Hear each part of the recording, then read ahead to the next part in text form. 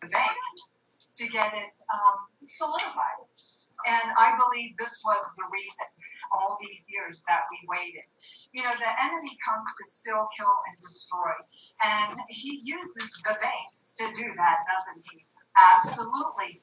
But meeting Cobus and finding out that he has been working with this trust for many years, and it just, when he shared the whole concept, it just brought peace to my spirit. I knew that this was the right one. And so we hooked up together at the end of October and got our trust situated. And honest to goodness, at that time when we walked away and we're finding this out with so many people that were helping in regards to the trust, is right when all the paperwork is signed and we walk out, it's almost like the enemy's chains were cut off. And we have that freedom, you know, because the Lord says that, you know, he gives us wisdom, but if you do not grab that wisdom, right, if you don't know it, I mean, we'll perish for a lack of knowledge. So if we grab a hold of the knowledge, the right knowledge, then we will be fruitful and will multiply. And so in the last couple months here, we have been helping so many ministers, so many people get set free. And Cobus is going to go through a presentation that I believe will just open up your heart, your eyes to the truth, to make you free too in this whole situation. Because again, like I said, the enemy comes to steal, kill, and destroy. He does use the banks with their legal jurisdiction, their jargon, to trap you in so that they have control over your bank account. Okay? Well, we're not going to let that happen. Amen? Amen. So without further ado, I could go on and on with Cobus here. Cobus, do you need that screen set up? Okay. Hi, guys. I just wanted to thank you guys for the opportunity. I feel honored to be here with all of you guys and be part of this chapel meeting, this spiritual meeting here.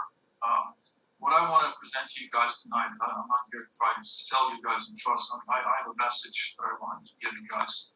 It's a spiritual message. It's a biblical message.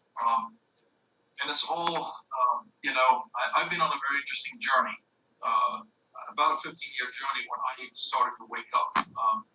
I was born and raised in South Africa in the heart of apartheid, and I had an opportunity to come to America back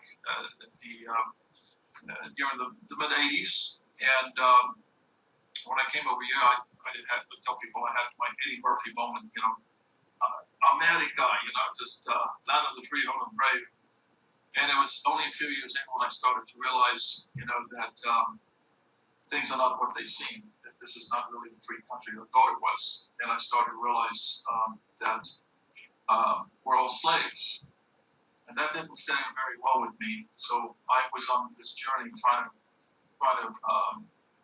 I realized that they did a lot of, look, if you're a slave, you have no rights. Okay?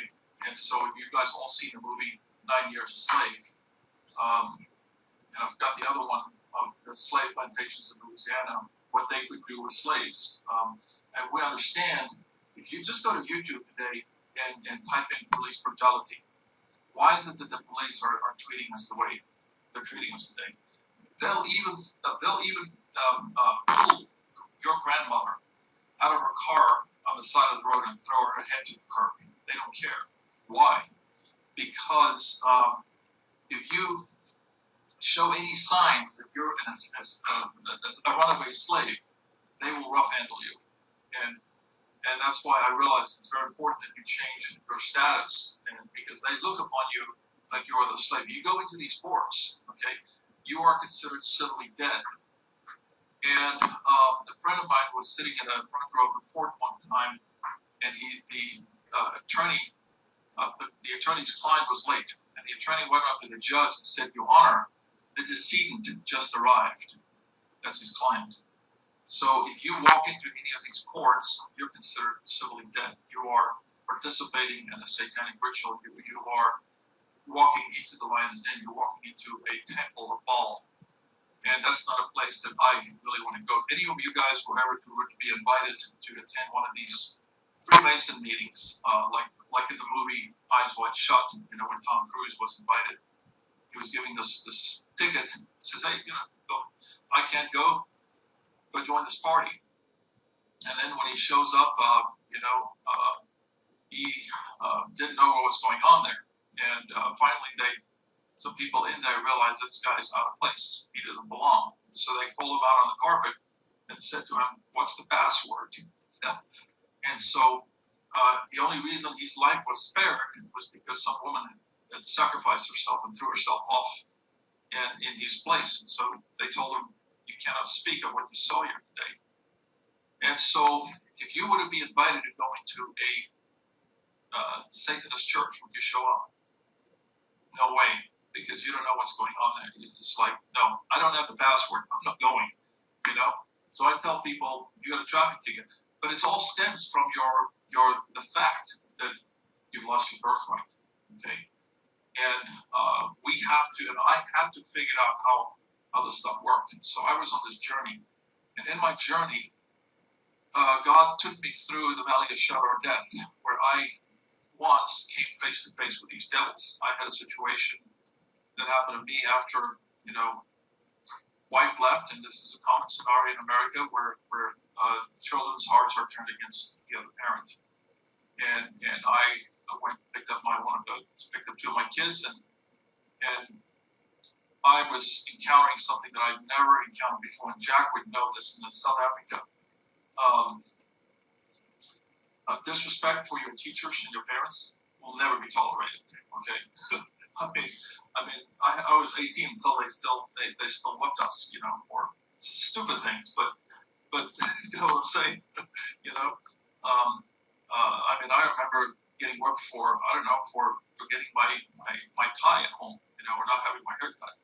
But we respected this. We understood there was an authority there, and that we're not going to rebel against our parents. And so, and I ended up with a very rebellious child that I had to discipline, and it really just involved,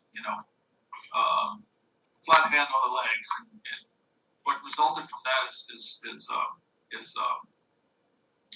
sheriffs getting involved. And next thing you know, my person, and I never said me because they never charge you the man or the woman. They charge you a person, your legal person on your driver's license. That's the United States Trust Account. So they always bring charges against that artificial construct. So my person was charged. They wanted to accuse me of aggravated assault. Well, I was smart enough to know that, look, aggravated assault involves bodily injury, life-threatening bodily injury, or no black eye, no stab wounds, no baseball bat over the head, or anything like that. So I challenged them right out. And so what happens with most people that you find in these prisons in America, everything's a crime, because all crime is commercial, and it's for profit. And so I knew I had years before. God prepared me, and He prepared me in the sense with my knowledge that I understood how things work in the court. And I have read an article that is called "The Temples of Baal," which you guys can download on YouTube. It's an article by a gentleman called Sir David Andrew. If you see that name, you'll know that's the right article. And in this article, he explains how every court in America is a temple of Baal. And your judge is the priest. Why do you think he wears a black robe? Okay. And then the attorneys are the deacons. And so it's all religious. There's all satanic rituals going on in there. And so if you don't know what's going on, you're basically dealing with the world of the dead, the underground. So you go in there, and you don't know what's going on. You're playing the devil's game on his turf. You don't know the rules of Monopoly, and you don't know the password. And so you're gonna if you don't subjugate yourself to them, you're gonna get they're gonna put you through the meat grinder, and you're gonna have your behind handed back to you on a platter if you don't know what you're doing. And I see a lot of these people, these patriots, these people out there that are attempting this stuff, okay, and they are really getting themselves in deeper trouble. And I'm fortunate that I was shown some things that allowed me to be able to bypass that and escape all of that. And one of the things that I learned is, first of all, you have to get rid of all fear. You can't fear these people, because whoever you fear, that's your God. And whoever is your God, you must obey that God. And so, make a long story short, so the prosecutor wanted to plea bargain with me like they do with everybody. Why did they want to plea bargain with you? Why is that? Well, it's all connected to their financial. Every court case in America is the issuance of a security. All charges and court cases are financial instruments that they're creating. So they're trading us in the stock market. And so, like chattel, and so they need that agreement. They need that plea. Now, whether you plead guilty or whether you plead not guilty, it means the same thing. The fact is, you're pleading. When you plead, you're subjugating yourself under another God. So what I told the prosecutor is, I said, look, he basically offered this plea bargain. He said, well, you're facing 7 years. You better plea bargain. I already knew their game, so I was not going to go for it, because I knew that by doing that, I would be pimping my body. My body was a gift given to me by God. And this body doesn't even belong to me, it belongs to God.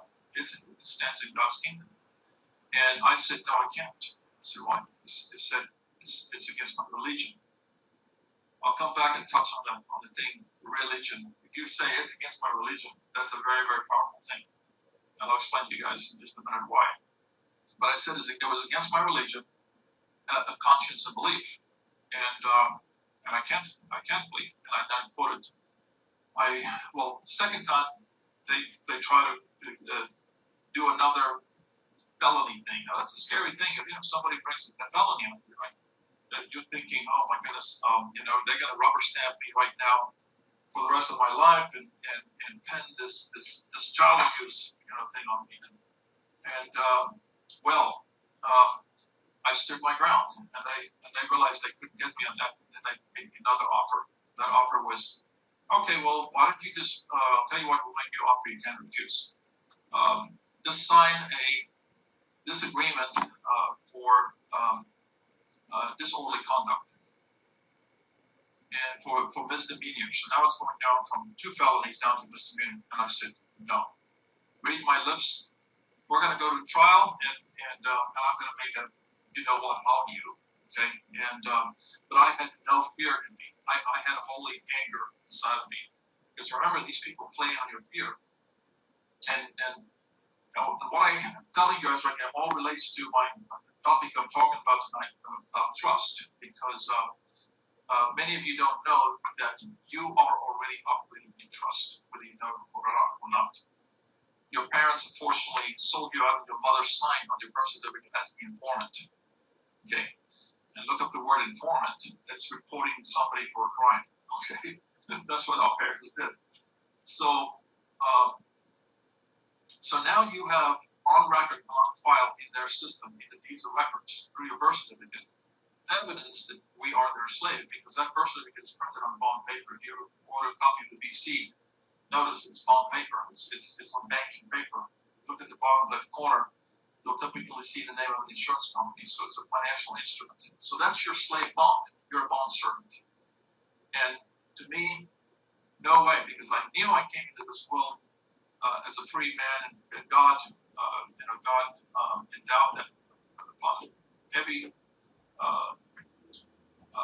woman and child coming into this world.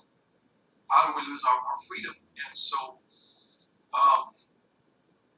I just continued to keep searching, seeking, and knocking. Okay, and so what happens is that you are now, if you turn your money over, you'll see on the back of your money it says "In God We."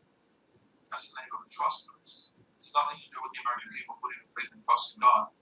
It's a trust. It's called the "In God We" trust. And it's registered in Pennsylvania, in the Secretary of State, and it's doing business as USA Incorporated. Okay, So, all countries of the world, all citizens of the world that are connected with the US dollar, okay, are also under the same trust. I don't care what country in the world you're under. You're all under the Godly trust. It's a worldwide phenomenon. It's like a one world order already that's been here for quite some time. And so that's what we're under. And this is why they're treating us the way they're treating us. And because we're under trust. And everything is trust. We don't realize this, but the Bible is a trusted nature. There's many examples in the Bible that talks about trust. And we'll get into that a little bit. But back to what happened to me. So I said, no, I'm not going to plea bargain on a misdemeanor. And then they made me one final offer. They said, okay, we're going to make you an offer that you cannot refuse. What was that? All you got to do is sign right here to go take an anger management class. So most people would have just taken it, right? And just get away from them. I said no, because that paper, the Temples of Baal, that so influenced me, that helped me understood that when I put this body up as a bargain, I don't have permission to do that because God gave me this body, and I'm not going to pimp my body up to somebody. And this is the game that's being played on God's people, and that's this battle for your mind. And we are being made offers all the time, and we let me go to the next slide here. Could you pause for 1 minute? Yeah. I'm going to zoom in a little bit. I'll edit this out. Better. Oh, yes, now we can get it. Thank you very much.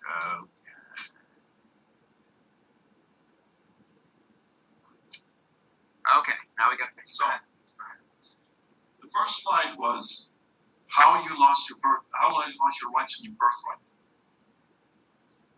The answer lies in one word. Is anybody familiar with this photo right here? Yes, does that ring a bell? What comes to mind when you look at this photo? Jacob and Esau. Esau coming in from a long day's worth of a long day hunting, and he is hungry. And he the only thing on his mind is the smell of that bowl of lentil soup. And he's asking his brother for a bowl of lentil soup, and his brother Jacob is making an offer. I'll give you this, but I want the birthright. The birthright was always associated with the blessing. And so Esau, not thinking straight, okay, it's called instant gratification, sold his birthright for a bowl of lentil soup. Now, what would prompt somebody to do that? What would prompt somebody to just give it all away? Everything that was given to you, and your what in exchange for what? A bowl of soup. So an agreement was made, a contract was made. The one word that I was referring to is contract, and that's how you lost your rights. Because remember, guys, all you need to know about contract is law and law is contract. If you're going to go into a court, you're only going there for one of two reasons. Somebody is in dishonor of a contract, okay? Or somebody is there making a claim that they've injured. Those are the two main reasons you go to court. So, let's go to the next slide here. So what's significant is a birthright? We'll cover that later, but essentially the birthright is something that was so significant, that it was the firstborn's blessings. That's another topic and another study for another day. Why did Esau sell his birthright? Jack, what do you think? Why do you think Esau is so? He was hungry. Okay, so it was the hunger pains, right? And no, he could have negotiated with Esau. Said, no, look, I'll give you something else, but he just went ahead and his birthright. Okay, maybe he was thinking later on I can get back my birthright, but my next question is, this is the question to all of you. Why did you sell your birthright, all of you? Anyone here have a bank account? You sold your birthright. Anyone here have ever signed a mortgage? You sold your birthright. Did you read the contract? You didn't read the contract. You didn't read the fine print. You gave the bank power of attorney. Jack, can you sign a paper there and give me your power of attorney? I can take everything from you. Everything. Everything. I can just go to your bank right now and show this to them, and I can just take all the money out of your bank account. And Patty over there is a cousin that this happened to, worth $50,000 or whatever, made a deposit, the bank just took it away. $14,000, Bank of America.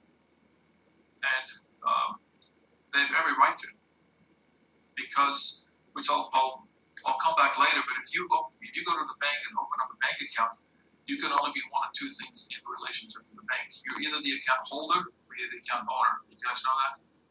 What do you think you are? You're the holder. The bank is the owner of the deposits and of the account. And then you have to understand also that your legal person, okay, they waited until your parents named you, and then what happened is they created a corporation trust in your name. You want me to move a little bit here? Okay. They created a corporation trust in your name, and it's styled a little bit differently. And if you look up the word in the legal dictionary, I like to use the Black's Law Dictionary. That's the legal dictionary that the legal community uses. And you look up the word capitis diminutio maxima, it means names in all caps. And it says it's defined when a man lost his rights and his rights to citizenship and became a slave. And so, why do you think they taught us in first grade to spell our names in block letters? Spell.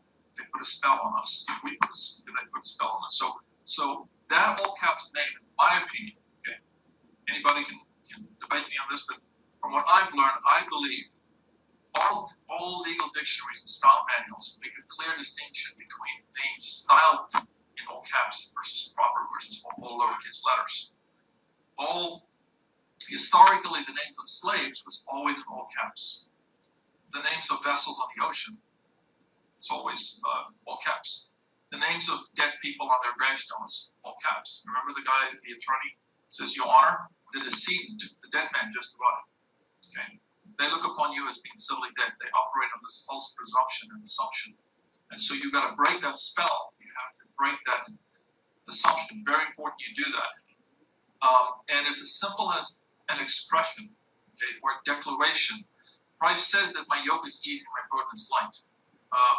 So you don't have to go and file gob of paperwork to everybody and their mother, and not knowing if that's going to end up in an archive room or a shredding room.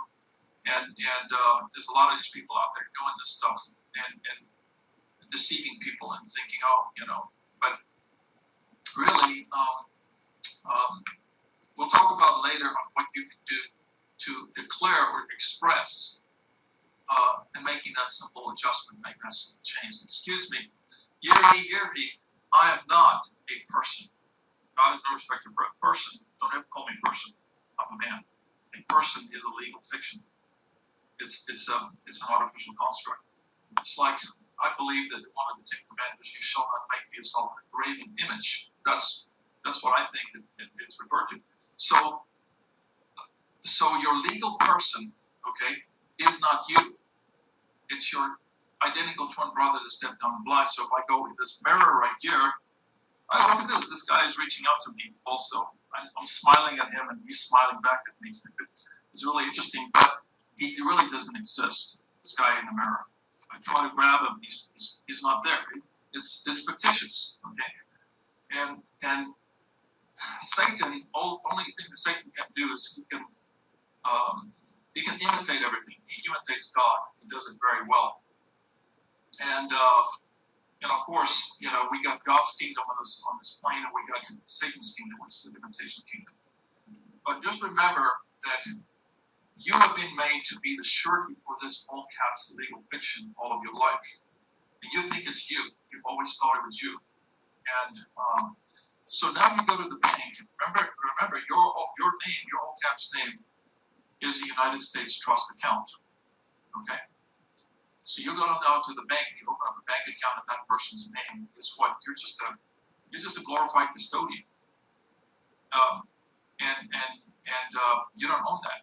You just open up an account in that trust account's name. And so what happens now is that, which explains why the bank can take your friend's money, because, and on top of that, you signed away your birthright, you gave them power of attorney. That account is operating under their econ trust jurisdiction. And so, just remember, guys, jurisdiction is everything. Jurisdiction, jurisdiction, jurisdiction. Right? So, what's the next thing that I want to bring your attention to? So, why did you sign those contracts? Well, same reason why ISO sold it. Like, hey, this is a nice house. Okay, where do I sign? I just sign right there and I get that house. But you never read the contract. We even thought about redacting some of the things in the contract. Now, this picture I found on the internet, which is really a great image that I like to use it in a presentation to show that the game that's being played on all of us on this plane. And that is, Christ was at his weakest moment after 40 days of fasting, and he was taken up on a high hill, and Satan said to him, hey, look at all of this. You can have all of this kingdom, everything. All you got to do is just bow down and worship me. Well, Christ knew that he already held the whole book in his hands already. So why would he capitulate and bow down? Well, many of us have been made such an offer, and we capitulated. And so Christ said, get behind me, Satan. Do you not know you shall not tempt the Lord your God? And so, and then the devil flee from him. Resist the devil and he will flee from you. Okay? This is in the Bible. So the kingdom already belonged to Christ. So why would he give something up? So when you go into these courts and you plea bargain, and I understood that at the time when they made me this offer. It's like, let's say I'm making a deal here with Jack, a business deal. And I basically grab your phone over the table and I said, Jack, just sign right the contract. You can't have your phone back until you sign right. You're going to say, no way. It's my property. Give it back. It's not part of the agreement. And that's what they're doing to us when they grab our bodies, okay, and then say, you can have your body back. All you got to do is bow down and worship us. Plead, make a plea to us. Okay? That's Satan's game, guys. And so, and they make you an offer. It's always about offer and acceptance, counter offer. That's how contract works. And so I said, no. Read my lips. No, we're going to go. If you want to drag me in this system, I'm going to trial. But I was fearless. And I had I had a holy indignation. I've already had time to work through these because prior to that, I was already testing and gaming the system with police officers on the side of the road and letting them know that, challenging their jurisdiction, and they would let me go. And so, and this is a very difficult thing because look at what the police are doing. Look at. So we're naturally afraid, okay? And so,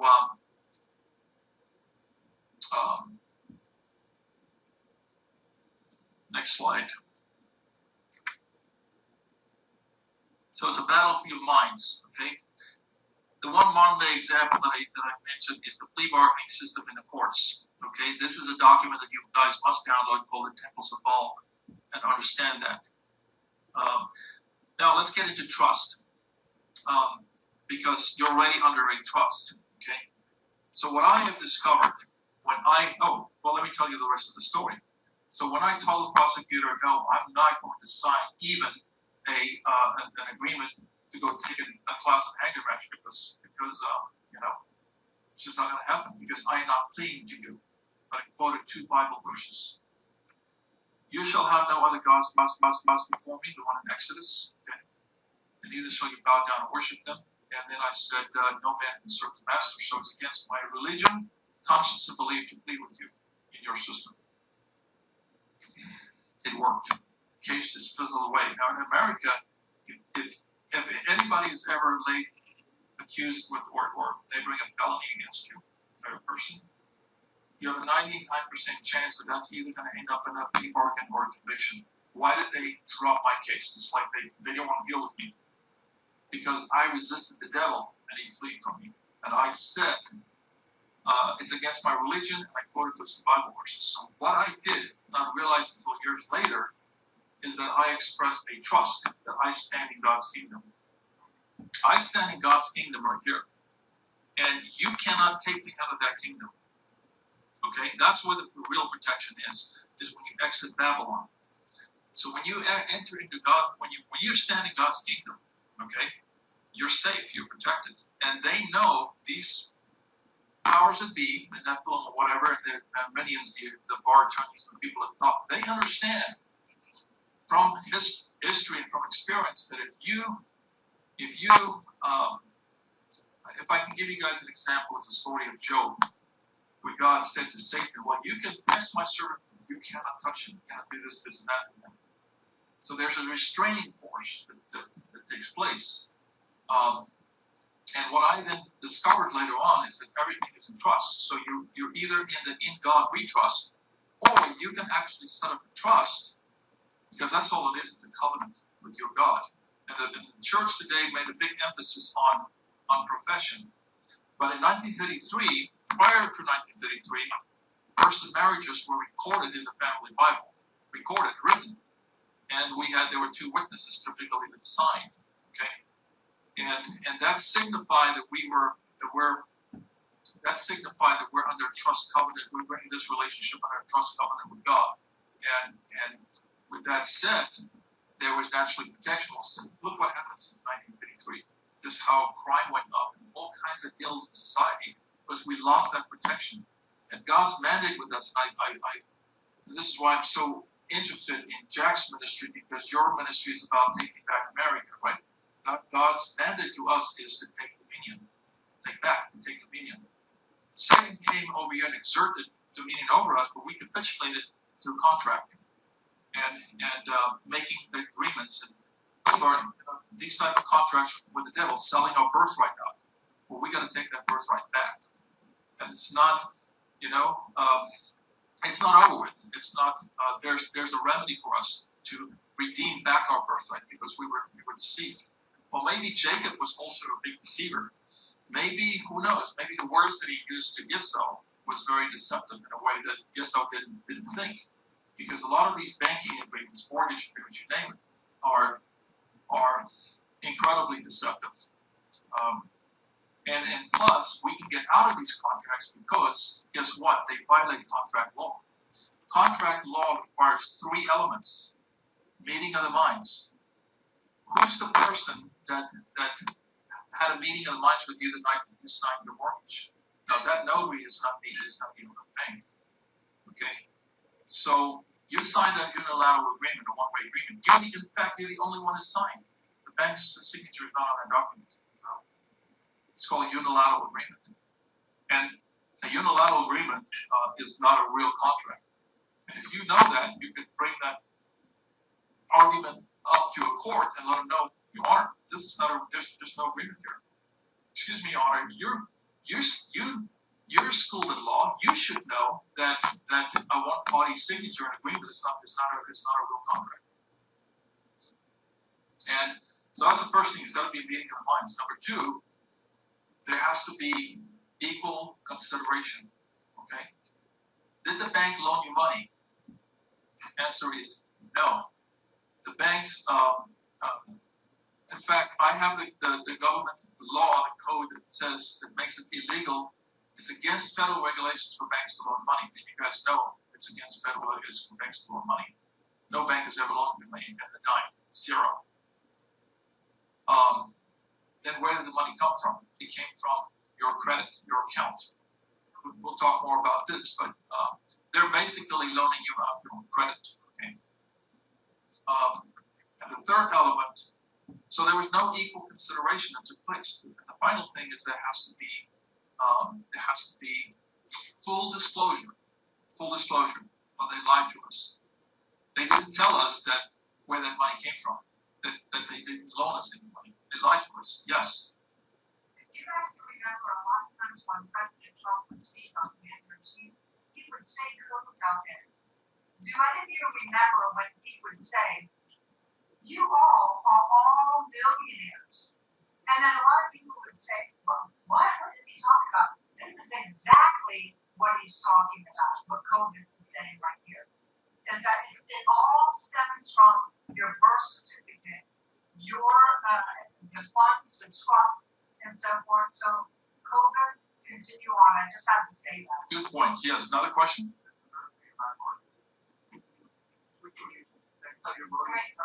Yes. No, exactly. You have no privity contact with any of these people, and you just need to challenge that the debt exists. And there's multiple ways to skin a cat in terms of challenging that the debt exists. But they play on the ignorant masses, the public. And so I've been able to help many people stay in their homes, and prevent foreclosure way back many years ago. And so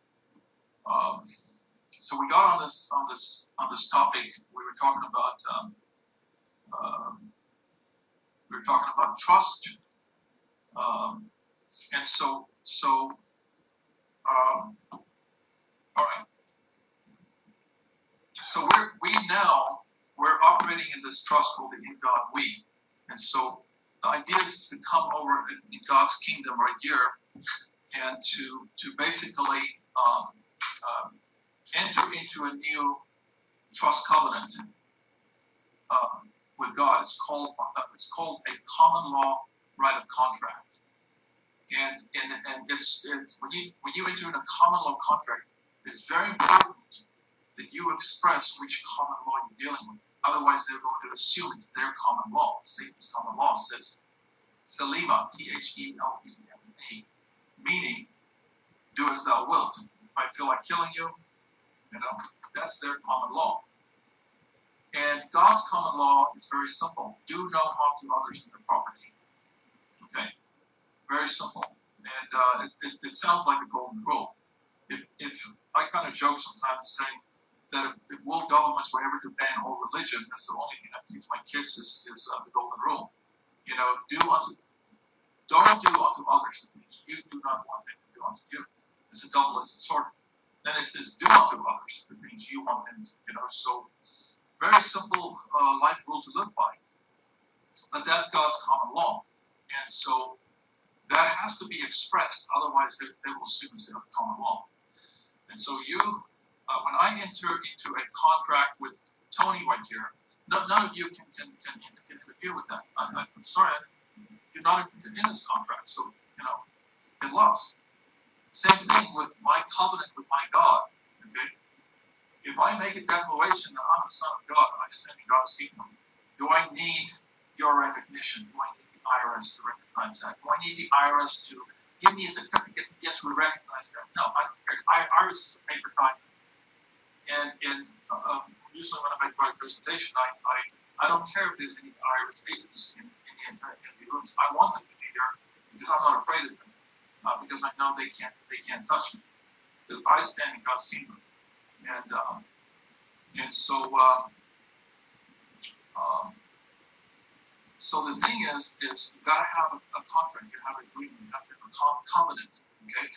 And so the covenant is very simple, and really, what is a trust? If we ask ourselves, what is a trust? A trust is nothing more but an agreement between parties, okay? And the purpose of a trust is to hold and to protect property. Now, we said earlier, there's a lot of trusts out there, and there's over 150 different types of trusts, but almost all of them are statutory trusts, meaning they are under the government's jurisdiction. They're under the in God. They're simply a sub-entity of the in God we trust. Your legal person is a sub-entity of the in God we trust. LLCs, corporations, are sub-entity of the in God we trust. So, and then statutory trusts are sub-entities of the in God we trust. What you want is you want a non-statutory trust, okay, by common law right of contract, under God's common law, clearly expressed, and nobody can penetrate this one. Because only attorneys, if you have a trust and an attorney set that up, 100% guaranteed it's a statutory trust, okay? And attorneys are not your friend, okay? An attorney's first duty is to the court and not to the client, according to their legal encyclopedia. And when you ever hire an attorney, you must bind the attorney. What I mean by that is that you automatically become a ward of the court and a ward of the and so and you are considered as an infant and a person of unsound mind. And if you look up the definition of the word represent, you will find, but I hold this thing still here now, you will find that represent means to defraud. Yes, I'll show that to you in just a minute. In fact, if you look up the word represent, you will see that it means that you can only represent a thing, T-H-I-N-G. So they're turning you into a thing, the dominion of object and property. And it also means to personate. Now go look that word up. That means to bring harm to defraud, to counterfeit, and without such feigned character to do harm to somebody. So when you hire an attorney to represent you, you give them permission to do that to you. It's all in the words, it's all in the contract. So you must, if you're going to hire somebody to do some work for you, make sure you bind them up and say, Mr. Attorney, you agree that you are here to defend my interest and my interest only and not represent me because of the legal definition of the word represent. And that you're going to protect my interest only, and attorneys will ever sign such an agreement because they cannot bite the hand that feeds them.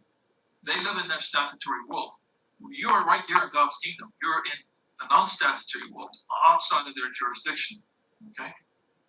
And so let's see what I have on the next slide here. Trust is also a covenant, a simple agreement between parties. All of us operate our lives in trust. You've been operating your entire life under a trust. Does anyone know the name of this trust? I already talked about it. So on the back of your money. You already know the answer. You can't say. Does anybody remember the name of that trust? What's that? It's called the In God We Trust. And incidentally, this trust, okay, if you flip it over on the back side, it's got the pyramid, the all-seeing eye. It's all Freemasonry. Well, this gentleman from Australia, former X Factor star, it's a 5-hour video out there. You guys have to look at that video. 5-hour exposing Freemasonry. It's been exposed as being the secret religion of Satan. This is the Satanic Church right here. This thing right there. God we trust. So, why is there no protection? Why are we getting beat up? Why is your granny being pulled out and having her head thrown to the curb on the side of the road if she refuses to show her drive? Because you're in their jurisdiction. Whoever is your God, you must obey that God. Otherwise, slaves have no rights. Okay?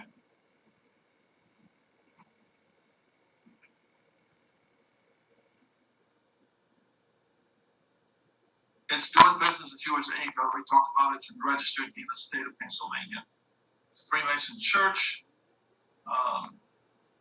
And so, free yourself from this trust covenant by expressing that you're not under it, but you are under a different trust covenant with God standing in God's kingdom. So years later, I never understood why did these prosecutors drop everything? Just the whole case is fizzled up, went away. And I realized that I expressed that I was under a different kingdom, different covenant, operating under a different trust, and that they cannot. And they understood that, and now they became afraid of me, because I didn't fear them.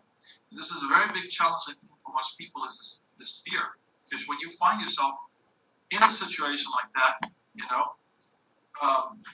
when you go to these courts, they have these frequencies that will, you can prepare to know what you're going to say to the judge, but then you go in there and you totally, you're blank out, you totally forget, you get like a brain fog. Why is that? They're using frequencies. and you're in Satan's temple. You don't belong there. You want to get out of there. That's a very smelly world. It's the world of the dead. It's the world of the underworld. And I'm not, I don't know.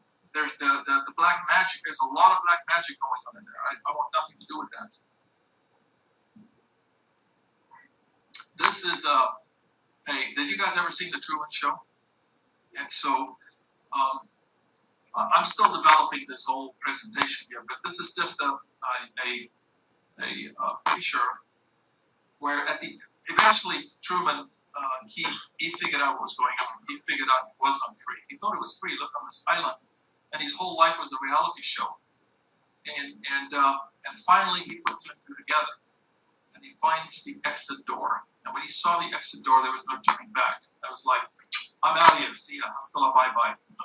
And so now let me just see. Yeah. Okay. Now, what I simply have discovered many years ago, because one of the things that bothered me, because I knew I'm not the only one out there, by the way, sets up non-statutory common law ecclesiastical trusts. There's a few people out there that does this, but I became very frustrated because some of these people years ago they never could answer my question, and all they were doing is they were selling people these templates, and then you get this deck. I saw a trust that was sold to Francine and Ellen about this stake right here, and I started to go through it, and it was just frustrating. A lot of legal mumbo jumbo, and okay, what do I do with this now? Now what? Okay, and you guys were never shown how to do a bank account, also, and so a lot of people, I feel that's disingenuous because a lot of people were left kind of hanging. Okay, and so I wanted to make that correction, so I spent a lot of time perfecting this. First, I went to the bank. And I understood at that time that I didn't like the bank's agreement. So how do we solve this? I don't want to sign my rights away. I don't want to give up power of attorney to the bank. So what I've done is I've basically taken the trust agreement, and the banking agreement right here, and I brought them together, and I bind it together, so you can't unbind it. So the trust agreement now becomes part of the terms. So it redacts. You guys know what the term redact means? If we enter into a contractual agreement and you sign a mortgage, and the mortgage says right there that if you run behind in your payments, that gives us the right to take your children. Would anybody sign such an agreement? No. When you come along, you just cross that part off. You redact it. It says, no, that's unacceptable. It's unconscionable. And that's also another reason why we can get out of these contracts, guys, by the way, because of the terms of unconscionability. That violates contract law, incidentally. Okay? And so there's a remedy for every one of us. So even though we signed those contracts, it was all done by fraud. It was all done by deception. And God, the gracious God He is, always gives us, a remedy and a way to redeem ourselves, and through His grace, right? So, where did I leave off? All right. So, what I then do is I bind these two agreements together. So, the trust agreement expresses the jurisdiction of this trust. It's not under U.S. law and jurisdiction. It is under God's common law, by common law, by the contract. So most banking agreements will say right there that this trust comes under the laws of the state of Pennsylvania. I changed that and says, no, this trust is under common law right of contract within the state of Pennsylvania. You guys see that? So I just changed the word. I just changed it. Just no, it's not. I don't want to be under your jurisdiction. I want to be under God. And then Yes. So basically, what I do is, remember, I said jurisdiction is everything. Okay. If any one of you have a chance to go through the Invisible Trust presentation, which is on the website called theinvisibletrust.org, you can click on a link there, and it will open up a PowerPoint presentation in your browser. And if you go through it, one slide says jurisdiction, jurisdiction, jurisdiction, jurisdiction of everything. Okay.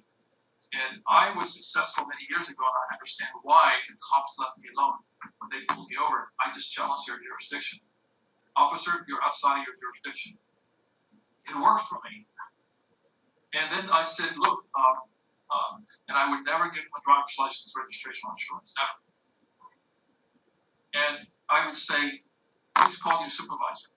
Now, so the enemy would tempt me and try to make me an offer. What's your driver's license, sir? You're outside of your jurisdiction. Please call your supervisor. I'm not here to argue it. Please call your supervisor. You'll understand. Supervisor shows up. Look at my rear view mirror. Wow, there's 5 cop cars. It's like the SWAT team just showed up. You know? And you know what? It's a form of intimidation. I remain Mr. Cool Hand Loose. You know, maybe put a piece of gum in my mouth. You know, like everything's cool. And like that movie Office. You guys ever seen a movie where he had this real bossy kind of guy, this little Napoleon, and he is waiting on his cubicle like this. It's like, where have you been? You know, when, you know, and then the guy just remains just a cool hand Luke, you know. So basically, it's all about intimidation. So now, why all those cars are showing up? Because they're trying to activate a frequency in me. Does anybody know what that frequency might be? Fear. You got it. Fear. And when they sense that, you know, because we battle not against flesh and blood, it's against principalities and darkness. When they sense that, they will hone in on you like a bunch of piranha fish. And a lot of things are not going to work for you if you have that, because whoever you fear, that's your God. And whoever is your God, you must obey that God. Does that make sense? So,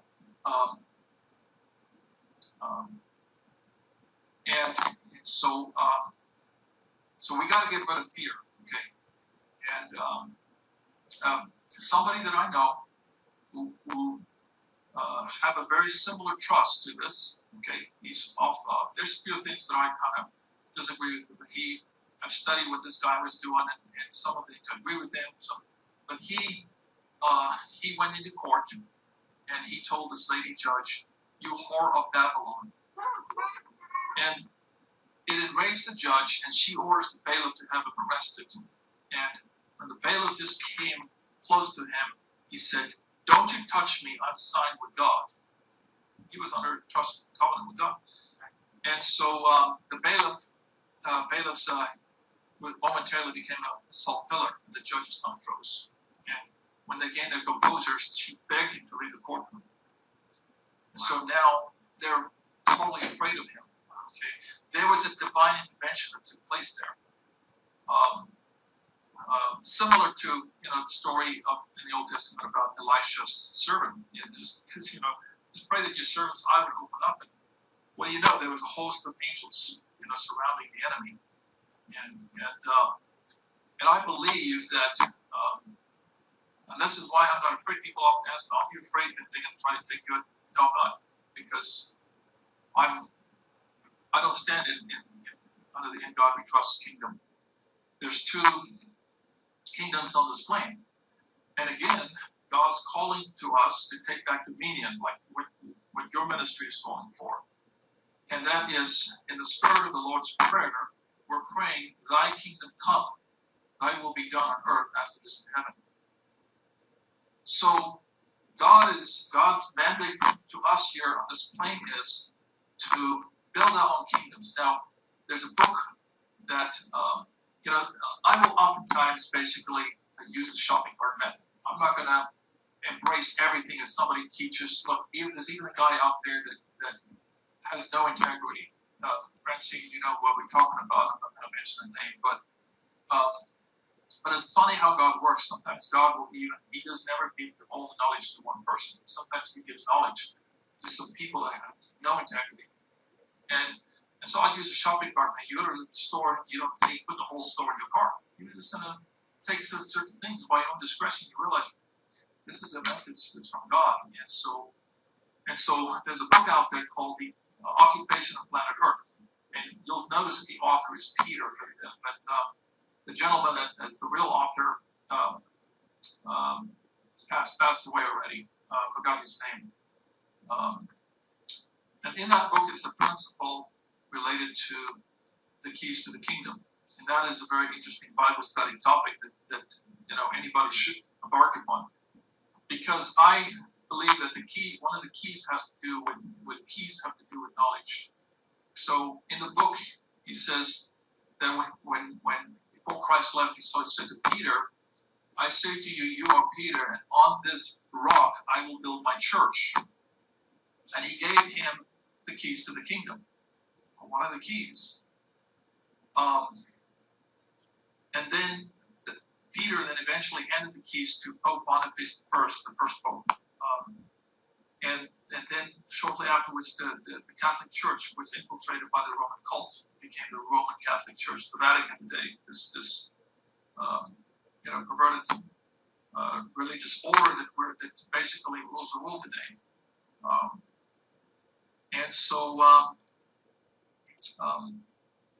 so those keys were then hidden by them. They didn't want us to know the keys. Why? Because I believe one of the keys has to do with protection. They didn't want us to know about knowledge where we would enjoy God's bubble of protection. And part of it includes trust. Okay, this is why they got us away from recording our relationships in the family Bible, signifying that we're under a trust covenant with God. And got us into their covenant, and a covenant with Satan that we don't even know it. And here we are, the whole church is running around today, subjugating themselves under Satan's kingdom. And no wonder a lot of things are not going too well for people today. The root cause of all people's financial problems, just problems, is you're operating under the wrong trust. And so, and of course, contracts. Simply what I've done is perfected a way to figure out a way how to bind the bank's agreement with the trust agreement. So we walk out of the bank with a bona fide contract with ink. Now, Francine and Pastor James, I've been training them for a couple of weeks now or more, and they've witnessed what I do. And we've developed a good relationship with many banks around the country, but occasionally what will happen is banks will not cooperate. They'll only let us sign on the digital pad, right? The digital pad. And they will not give us a paper contract. And I said, no, we need a contract.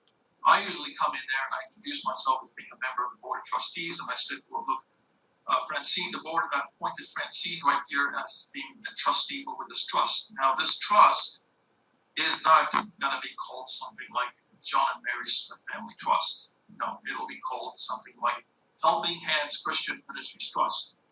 I saw your sign out there on the Performing Arts Ministries, right? Very close. So you basically would set yourself up with the ministry, but you always want to have, I don't care, tell people, I don't care what your religion, even if you're Islam. If you live in America, for the protection, to have a solid trust in people, one of the words in your trust must be Christ or Christian. So Helping Hands Christian Ministries Trust, or Light of Christ Christian Mission Trust, or Ministries Trust, or something like that. Okay, it sounds like it's a church. It sounds like it's a ministry, but or more importantly, sound like it's a church. Okay, and I'll explain why in just a minute. So the IRS recognizes churches, associations of churches, auxiliaries of churches. What does that mean? It's like a ministry, okay? And conventions. A convention simply means, in the legal dictionary, it just simply means an agreement between parties. Ooh, that sounds like a trust, because a trust is an agreement between parties. they recognize churches or faith-based entities to automatically be tax exempt by default. And you never have to file. It's right in the code. You guys go look it up. I'll write it down here for you guys. You can search for this 18 USC 508 C1. I think it's lowercase, yeah, C1A. And what it says, I'm going to cover that in just a minute here. I'm going to have a document called Legal Jurisprudence, which I'm not going to go through that. I think it's too technical, but it's for those of you who really want to understand the legal side of things and understand that it's 100%. No, that's not that one. That is this one. Okay, you will see that. I'm gonna sit down. Do you want to maybe put the camera on the screen? Yep, sorry. All right. So the IRS recognized that churches. The first thing I want to point out to you guys is what does statutory and statutory language really mean? Statutory, yes. What it means, you can see right here. When you're under somebody's spell, rules and regulations, it means you're under statutory law. It means you have a master. And it says that organizations that are required to file shall file. It's like an order, okay? Must comply with. Let's look at some more language. Every corporation shall, when required by, make a return. You must do that, okay? Under the 508, I forgot to put some red boxes here, but it says new organizations must notify. So whenever somebody gives you an order, you know that you're under somebody's your God, okay? And I've always known the IRS is nothing but a paper tiger. It's not my God, and they have no right to endow themselves to tax me. But you know what? What I found is that what is a tax? A tax is nothing but the usage fee. It's nothing but the royalty payment on the use of somebody's property. And then the second question is, really, this body is not their property. This was created by God, and I don't owe the IRS anything because they can create me. What are they taxing? And so don't be offended by what I'm about to tell you. They're not taxing you, dummy. They're taxing your the use of their property. Remember, your all caps name is not yours. It doesn't belong to you. It's your commercial title that they created. And you're simply using the fruit of your labor you're earning, and you're running it through their bank account, their name, their title. That's what they're taxing. That's Caesar's property. That's what Christ was talking about. It's like render to Caesar or render to God. Make a choice. You can pay tribute to Caesar right here using Caesar's name and title, or you can set up your own trust under God and give everything away to God. And so here you can see that 99% of all churches have opted to become 501c3. What does that mean? Is that they went to the IRS and did this,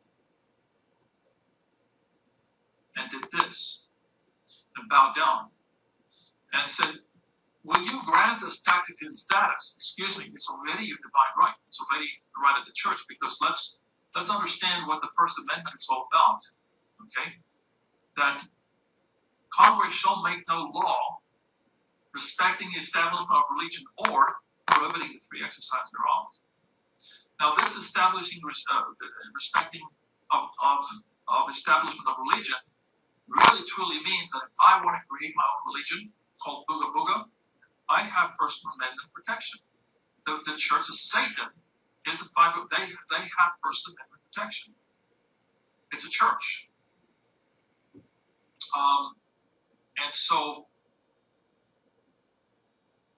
when you define yourself or declare yourself as a church, and we mentioned earlier, right? I am a church.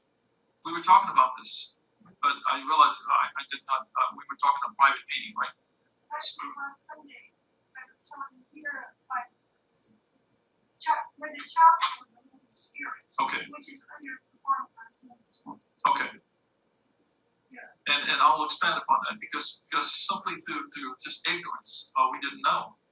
When you go to the IRS and structure yourself as a 501c3, you're simply ask the IRS for tax exemption, something that's already yours. It's like Christ said, I already have the whole world in my hands. Satan, why would I want to bow down to you? It's already my divine right, because the kingdom of heaven is from within. And so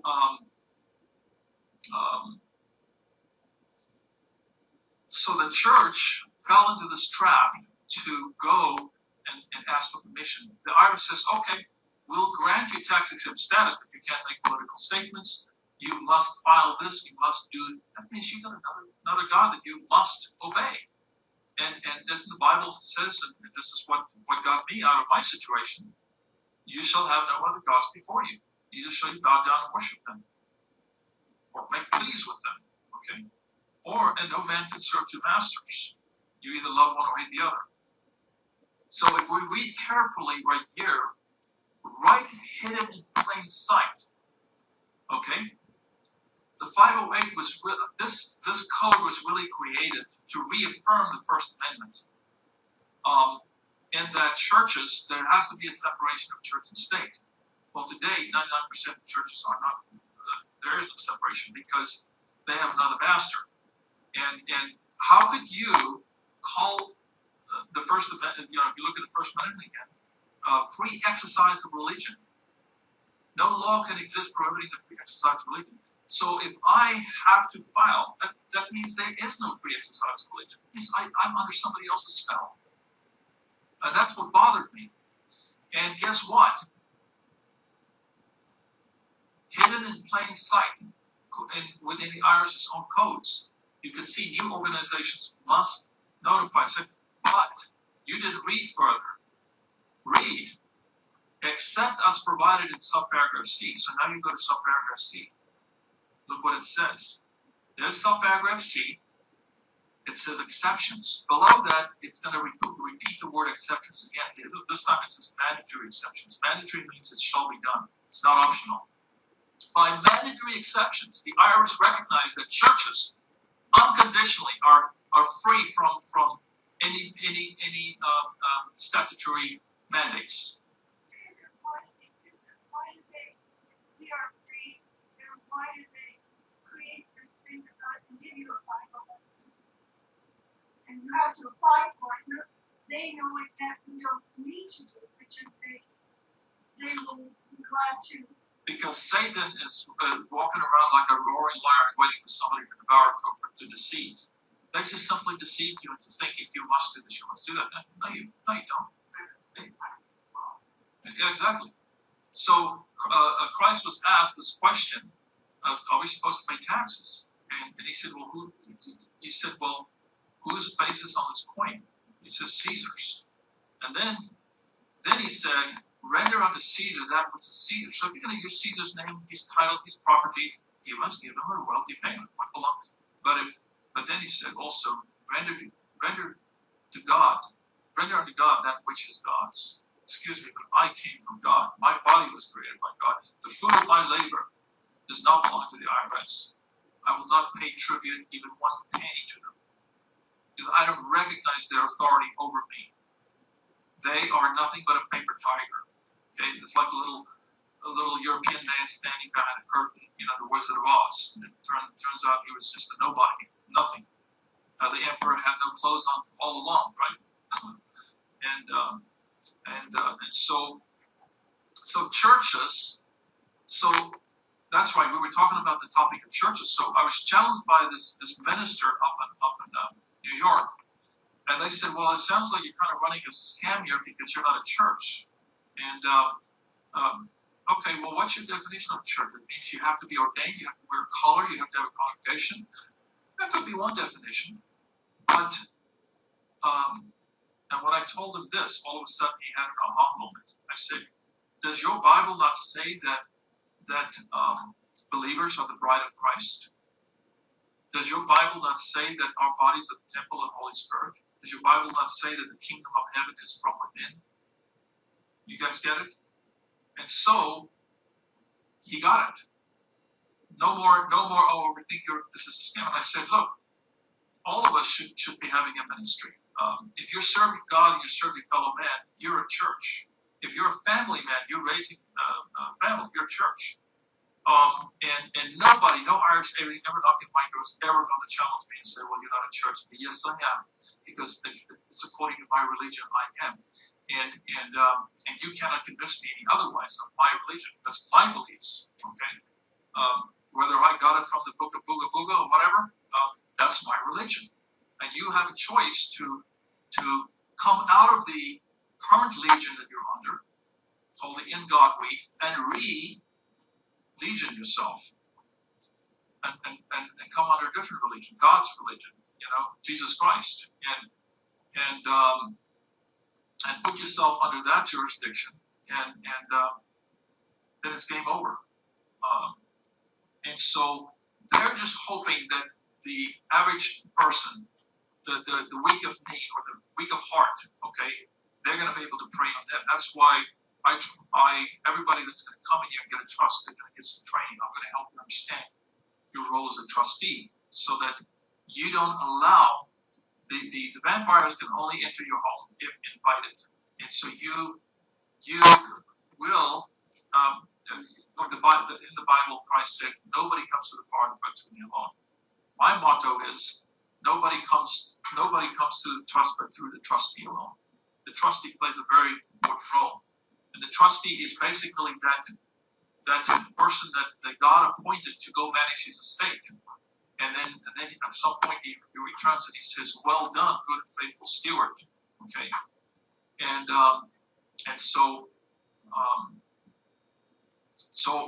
I'm going to show you guys how you can operate this your whole life now under a and it's wrong to say it's a 508 trust or it's under a 508. No. The way to put it is that this trust is an unincorporated church trust, faith-based organization, recognized by the IRS pursuant to their own laws, known as 508, Section C1A. You see how everything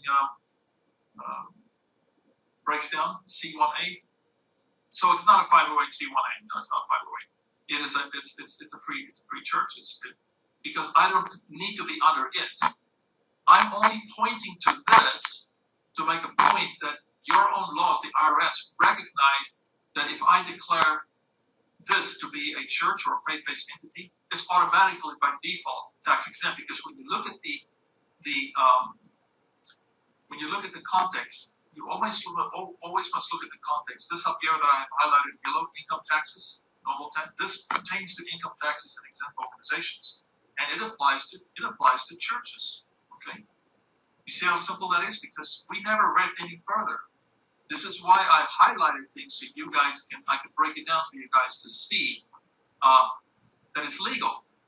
You don't need the IRS permission for tax exempt status. It's already. All you just have to say, "Oh, it's a church." Okay. And I have a W-9 that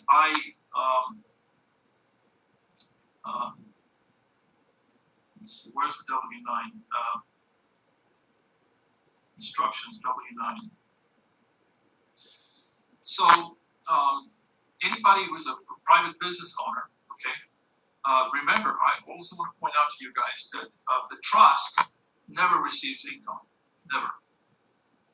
Because income is a statutory term, okay? And it only applies to statutory persons. So it's impossible for the trust to receive income. The trust receives donations and gifts. You can't tax donations, okay? And so with that said, the IRS, maybe the IRS may not be aware that this is a church. So if you have anybody who wants to pay you for your services, you say, "Look, I want you to give this money to my favorite charity, your trust." This one is called Healing Christian Ministries Trust. There is the EIN number right here. Okay, you're going to sign right here as a trustee, the trust address. Now, here it says, check the appropriate box for federal classification. I check other, and this is what I define it as. Church trust organization pursuant to 508c1a. when the IRS sees that, they go, oh, okay, they declare themselves a church. This is our own laws. Our own law says that this is untouchable. It's outside of our jurisdiction. It's not statutory. End of story. And nobody can challenge that. And so it's kind of nice. Listen, we don't need FIBO. We don't need the IRS's recognition in the first place to give us. But isn't it nice just to have something in their own legal world to show, hey, you know what, your own IRS recognize this. Let's close this one down. And I just wanted to show again something that I want to point out to you guys. So this is a paper that was put out by the United States Small Business Association. Now let's hear from the horse's own mouth. It says, do organizations have to request and receive tax-exempt status to be eligible? The answer is churches. Now look at what it says here now, including temples, mosques, synagogues, other houses of worship. Other houses of worship. Could that include the Church of Satan? Bet you. Yeah, because it's religion. You know, integrated auxiliary churches. These could be ministries. Okay. Remember, I told you guys convention right here means an agreement between parties. Such organizations are not required to apply to the IRS to receive tax-exempt status. And look at what they're doing. They're pointing to 508C1A. What we done?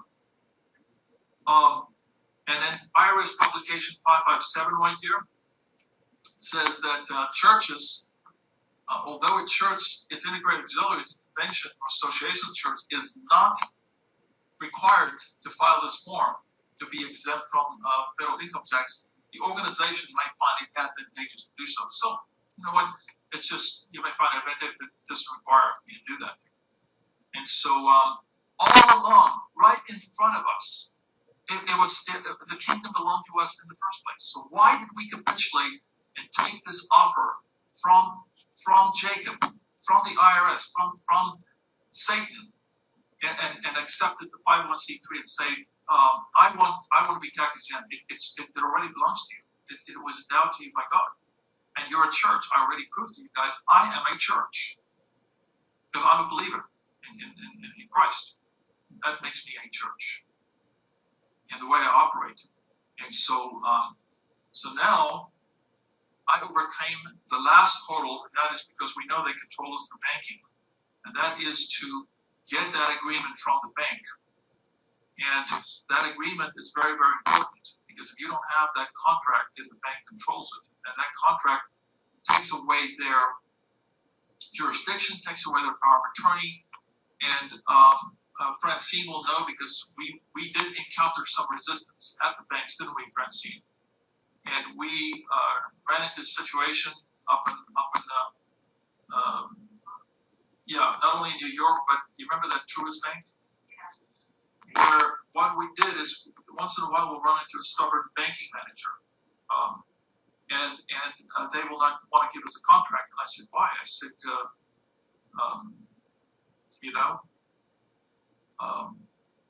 you're telling me that I cannot have a copy of the signed contract that I signed, that I put my signature to? I said, what do you got up your sleeve? You're trying to hide something?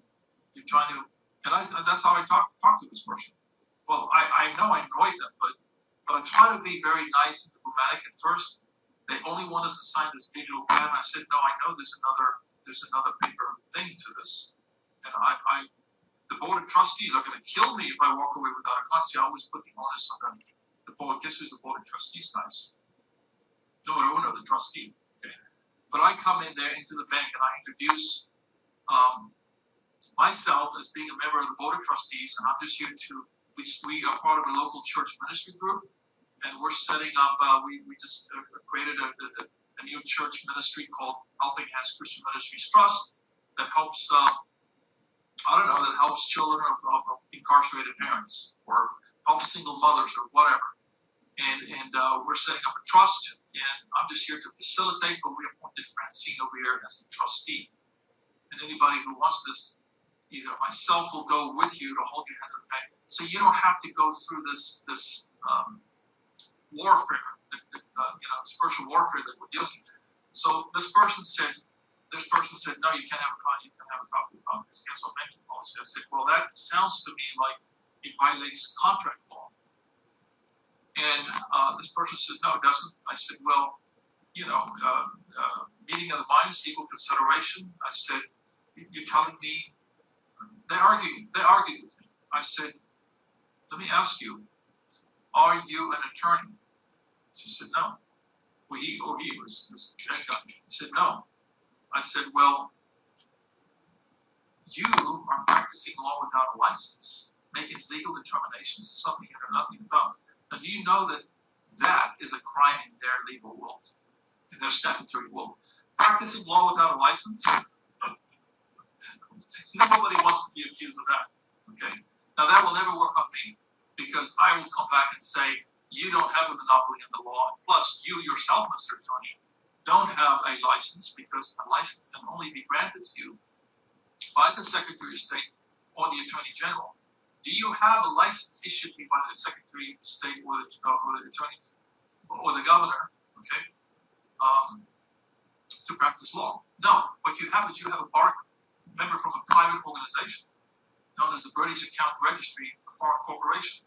It's not a license. And you don't have the right to exert yourself and that means you're practicing. It means you're not an expert. You're still practicing.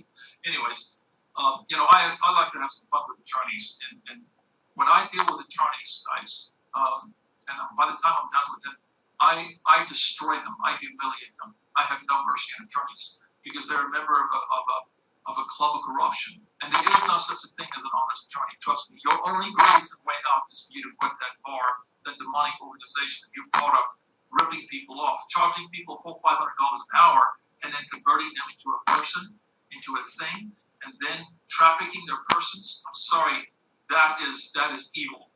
And if you don't know that, okay, excuse me, Mr. Attorney, do you not know the definition of the word represent? Either you do. It means to. I shared. Let me show you this. Represent.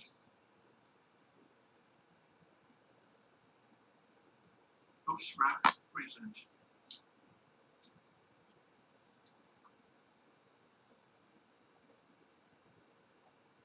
Oops, definition.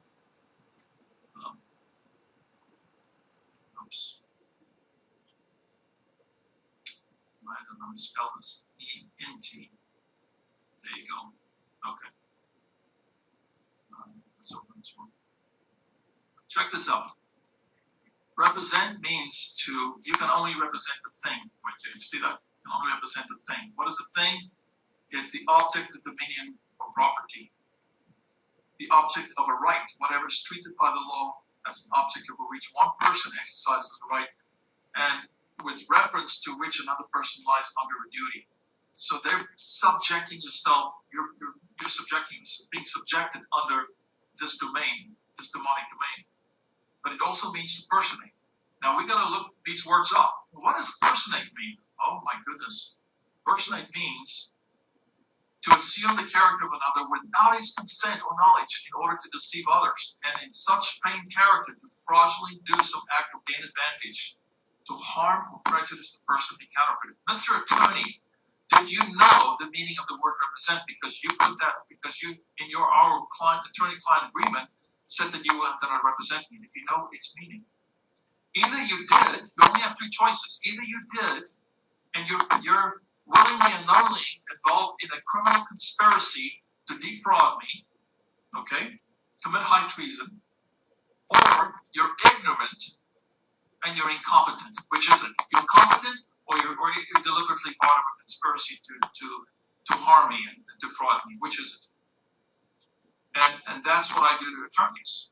And I basically like to, especially as attorneys that comes out to people's homes to foreclose their homes, I destroy the messenger. So now the banks have just spent this money on this big law firm, and I have just trashed this attorney. He's now so afraid of me, they quit.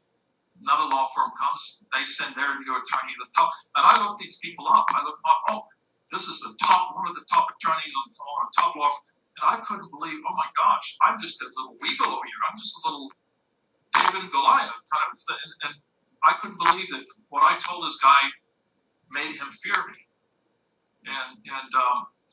And so I wrote a attorney-client agreement with somebody for somebody. I won't get into that right now, but you must always, if you are going to get an attorney, make sure you bind them up and say, hey, I'm sorry, but I can't have you represent me. I'm hiring you to defend me and defend my interests only. And then you show them the definition and say, this is terms of unconscionability. I can't sign an unconscionable agreement. So you must do my bidding. I'm paying you. If I pay you this kind of money, this is the highest paying profession in the world. And then they do this to us. They act as a double agent. No.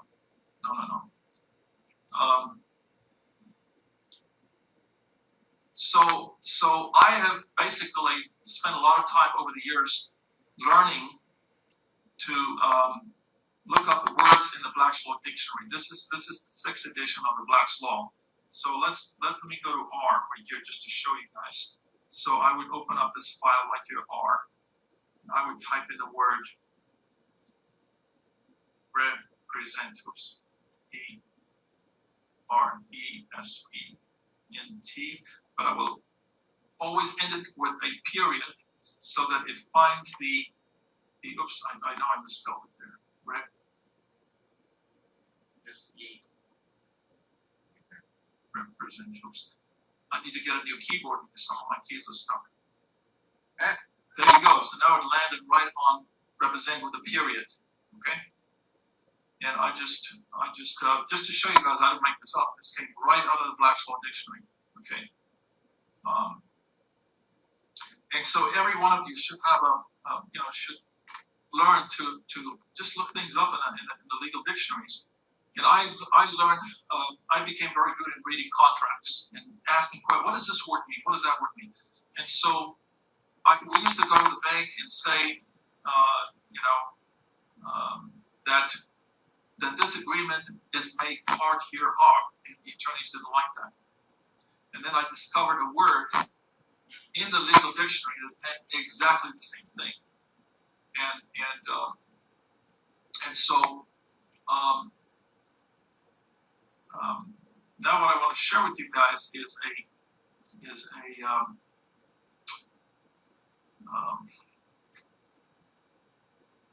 a letter. Let's see this guy's name, Joel.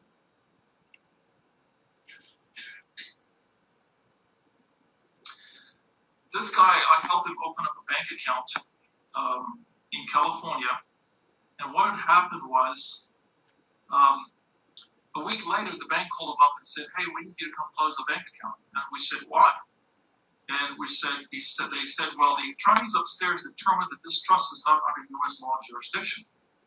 And I responded with this letter, and sometimes I don't have time to read it, but I'm going to just show you guys. It's just 1 or 2 pages, so you can see my response to the bank. Remember, when we name the trust, we call it Christ or Christian, or it sounds like a church, right? I'm the trustee of this thing with a bank account in good standing, received letters dated February 8, 21, including phone calls from you to come in and close the bank account. Your reason was based on directives from your legal team that the trust is not under U.S. law, therefore it's not permitted to have a bank account. The U.S. is not a country or a nation, it's a federal corporation pursuant to 28 U.S.C. 15A1. I asked you to provide me with your banking policy and the actual law that mandates that for the trust to be under U.S. law before it's permitted to have a bank account. Since you failed to do so, I will now provide you with the law and legal jurisprudence below that proves that this is just an abbreviation for the trust name. Okay? Although not under U.S. law, is indeed recognized by U.S. law, recognized by the IRS, protected by U.S. law, and the First Amendment of the U.S. Constitution. KMT is a non-denominational church trust faith-based entity which receives donations and used for funding spiritual, religious, and humanitarian projects, both domestic and abroad. Notice, pursuant to Internal Revenue Code in the United States, 26 U.S.C. 508C1 and these other two, okay? I'll cover that in just a minute. This faith-based entity is a private common law ecclesiastical trust, is tax exempt and enjoys mandatory exception from the IRS filing and reporting requirement. As it is classified in the U.S. Code as churches, they're integrated, blah, blah, blah. Okay? Therefore, this recognition and mandatory exception means exactly what it says, mandatory exception. It is not subject to U.S. law or IRS filing requirements. It operates under the authority of Jesus Christ, God's common law, do no harm to others' property, and is not under the in God we trust, you were saying. God being the creator of all things, but Jesus Christ, the sole intercessor in his church, cannot be mandated or compelled to be subject under corporations or laws of man or face sanction or closure of bank accounts if refused to do so. This is again Satan's attempt to test us, to tempt us. Now we got to stand our ground just like we did at the bank. So when I told this lady, when I told this person at the bank, you're practicing law without a license, they became afraid all of a sudden. And so the manager became involved. All of a sudden, everything changes. Now the contract shows up. Now we're allowed to sign. Now we have a copy of the agreement because we stood our ground. Christ was tempted. He didn't capitulate the first time. He stood his ground. Get behind me. No, I'm not going to enter into a unilateral agreement or an adhesion contract. Okay? Not acceptable. I'm not signing my birthright away. Without a bank account, it's not possible for the church to receive donations and therefore unable to do the work of God, serve, help people within the community. No institution has the right to sanction churches, close down their bank accounts, denying their right to do banking and engage in commercial transactions because it chose to be under God's laws instead of man's laws or corporate jurisdictions. This constitutes religion discrimination. There you go. You scream religious discrimination, you're gonna get their attention. Okay? And no law can exist that prohibits the free exercise of religion. Operating under U.S. laws constitutes the free exercise of religion. You are given notice to immediately cease and desist from such action, which includes a breach of trust. As trustee, I give no consent to the budget. The guy still have his account to this day. When was this happened? This was in 21, I believe. February 21. But this was to me a confirmation we're on the right track. That the bank now has an official, and we send the certified mail that they basically have officially recognized that hands off. We are now supposed to, as a bank, must fulfill our fiduciary duty to be the holder, the protector of your assets. The trust is the owner. You're the trustee that holds legal title. Now, the way we structure the trust is that in such a way where you, the trustee, has no beneficial interest in ownership of the trust, because ownership is attachment. And then this common question, okay, for those of you guys who already know this, I asked everybody this because this a bank manager asked me one time, who is the owner of this trust? That was the first time when I got that. It was in Colorado. I said, oh, that's a good question. And it was a trick question because they wanted to know if I going to say me, I'm the trustee, I'm the owner. You're not. Own nothing, but control it all. So those of you who have not been asked this question, what do you think? Jack, what do you think was the owner of the trust? What do you think, Cliff? Okay. Anybody? Jesus, God, okay. Right answer, but in their legal world, you're not going to give them that answer. They want to know who's the real legal owner. Anybody? The church? You mean the name, the ministry church? Okay. So this is what I told her. I said, oh, that's a good question. I said, in the case of a corporation or LLC, you have an owner. In case of a trustee, there's no owner. No owner. You only have a grantor. Grantor grants the trust into existence because this is what a trust looks like. I always draw a triangle when I, if you want to put the camera on there, that's what a trust looks like. And you have only three parties to a trust. You have G for God, or the creator, or grantor. That's what a grantor does. He sort of brings the trust into existence. You have the trustee, trustees and you have beneficiary.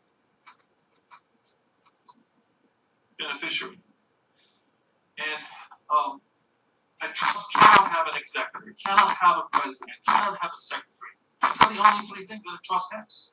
That's it. And I've seen many trusts where people introduce these silly concepts into trust, and it's really that simple, guys. Because a trust is created for the benefit of another, for the beneficiaries, and to protect property. Now, you can have your house in trust.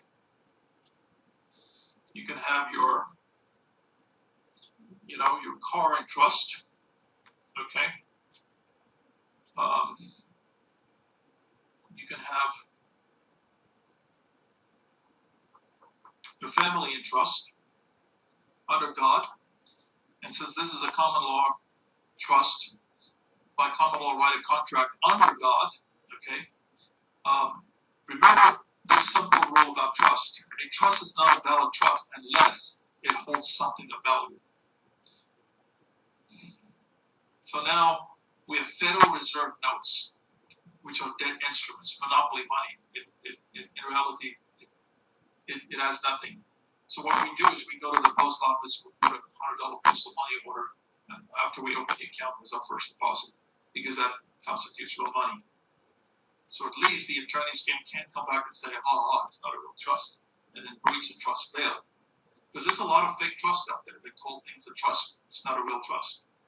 And so, but that's what a trust looks like. So when we open up a bank account under your trust name called Helping Hands Christian Ministries Trust, that bank account is going to feel just like your personal bank account. You're going to run it just like your personal bank account. The only difference is it's under a trust umbrella. That's the only difference. And everything's protected. And you have no ownership to this. You're just a trustee. Just like you work for a company, and the IRS cannot lien, let's say they want to bring a lien against you, they cannot lien the company's assets because of your financial comfort. No, I'm just an employee. I just work here. I don't own the company. Same thing. I don't own this. Trustee does not own. And so this is like the landowner in the Bible who appoints the good and faithful steward to look after God's estate. His estate for the benefit, of another. And so,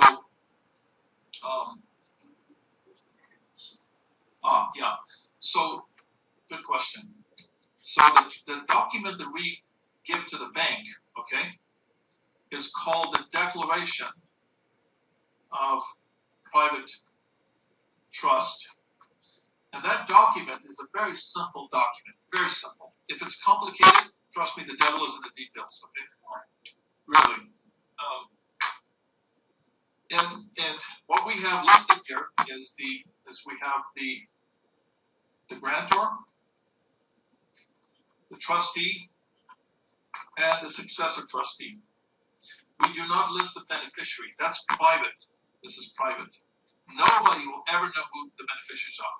You're going to create your own document in private, and I recommend get it notarized, just to get it official. But this is called the Constitution of Trust. Yes, very good. Constitution of Trust. You can take your existing living will or your will, just give it a new title. It's called the Constitution of Trust. That's the will of your trust. Because you're going to give these instructions to your successor trustee. Okay? Successor trustee right here. That would be you an adult son. Say, if something happens to us, mom and dad, we want you to, well, let's say, actually, your successor trustee, your adult sons or daughter, they simply take control of the trust, of the bank account. All right? And so you're just handing the baton over to them. Everything stays in trust. There can be no liquidation or probate going on. Probate is the biggest scam used in this country to steal and rob people, especially people in these homes, nursing homes. They do their research on everybody. Oh, let's see. This person sitting in this wheelchair right here owns a $2 million property. A friend of mine, was the sole care of his mother, had her power of attorney. You know what a judge did? Came along, nullified his power of attorney, appointed the conservator of her estate. The lady downstairs, and that's why she's here today, because her daughter tried to steal a $700,000 estate, and she's now under a conservator. Yeah, conservator. And she And now the court's going to have a feeding frenzy. The attorneys are now going to have their piece of it as well. And they'll drag that thing out. They'll just, it's a mess. Okay. Oh, Barbara, they're talking about you. Yeah, we're talking about you. Conservatory. Yeah. You there? Yeah, she's listening. Oh, she's listening. Okay. Your place goes right to me. So the judge appointed a conservator. The house was paid off $2 million. The property is big land. And then what happened was the attorneys, the conservator, took out a mortgage on the property. And now the house is up for foreclosure. That's how I steal from you. Only if that house was in trust, okay, nothing could happen to it because it stays in trust. There's no liquidation. It's an irrevocable trust. And so you're just handing the baton over to your successor trustee. Now, if you don't have adult children, you're going to choose somebody that you trust so much that if you have the worst fallout with this person, you know that they have enough integrity. That's the person you appoint as your successor trustee. And let's say you have minor children, then your will of the trust is going to say, hey, listen, if my daughter turns 18 years old, I want the trust to buy her a car. If she's 21, I want you to appoint her as one of the new trustees to take over the account because now it's not wet behind the ear anymore. She's a little bit more maturity, and hopefully you're going to train your offspring or your next generation about trust and say, hey, mom and dad set up a trust. You are listed at the bank as being a successor trustee. So if something happens to us, they have your record on file. They have to notarize it in a single document. All three parties need to notarize. And this document gets on record with the bank. So they know, you have the right to come and take. So let's come set up a personal profile for you. And you now have access, control over all of the assets of the bank account. And it's simple. It's just everything stays in trust, guys. Yes. Basically having a trust is a whole new mindset. The mindset is kingdom. And it's amazing how once you get the trust, like I told you at the very beginning, how we heard from so many people that, oh my gosh, I feel like a sense of freedom. I feel like the chains have been broken. It's because now you have stepped truly into the kingdom of God. And you feel that presence because now He's giving you the authority to manage that trust in a kingdom fashion. And you're accountable to Him. Everything that you do, you know, is to glorify God. And it just, honest to goodness, it makes you feel like, wow, I'm really doing God's work. So I just wanted to say that this is a mindset, a whole change, because they've never taught any of us in school about having a trust, and that's on purpose, right? But what did Trump, when they took Trump in New York and they were drilling him and drilling him and drilling him, he runs out of a trust. And all he kept on saying was, same answer, same answer, same answer. Because he cannot give out that information. It's a private trust. He can't give it up. And that's the same for us. This is God's, and so we are under His authority. Sorry, it's His. Can't answer you. That's right. Thanks. Yes, thanks, Francie. That's true. Because the trustee must also understand their important role as a trustee. Because this trust, no court has jurisdiction over this trust. Okay. Let's say, for example, this has happened where somebody finds out that you're the trustee of a trust. Well, this is a private trust. This exists in your statutory law, and the plaintiff decides they're going to subpoena the trust. So the trust is now listed on court paperwork. The trustee comes up on the scene and saying, Your Honor, I'm sorry to inform you, but as a trustee of the trust, I've signed a non-disclosure agreement. I can't talk about it. Not up for discussion. My lips are sealed. I'm under non-disclosure. It'll cost me $5 million to break that non-disclosure agreement. And then the judge may come in hot. Well, Your Honor, you show me how to break the law. Remember? Contract is law, law is contract. I'm under contract. I'm under non-disclosure. Can't talk about it. It's not my trust, Your Honor. I was appointed by Board of Trustees to administer a church ministry. And I'm not going to betray this. I'm a trustee. And they understand trust. They understand trust law. And so you keep your mouth shut. And I had a lady that I set up with a trust 2 years ago who just called me last week, told me, oh, you know, Cobus, I think that the trust was breached. I said, no, impossible. I want to hear what's going on. She said, well, she was in a situation where Social Security overpaid her. Now they want to try to get that money back. And she's really struggling financially, and they've tacked on all kinds of fees, and it comes to something like $8,000 that they want to try to get back. So she now has to list all of her assets, list all the LLCs. If you're a trustee of a trust, you got to list that. Well, guess what? She listed this trust. Big mistake. I just wanted to slap her silly, and I said, excuse me, Heidi, is this your trust?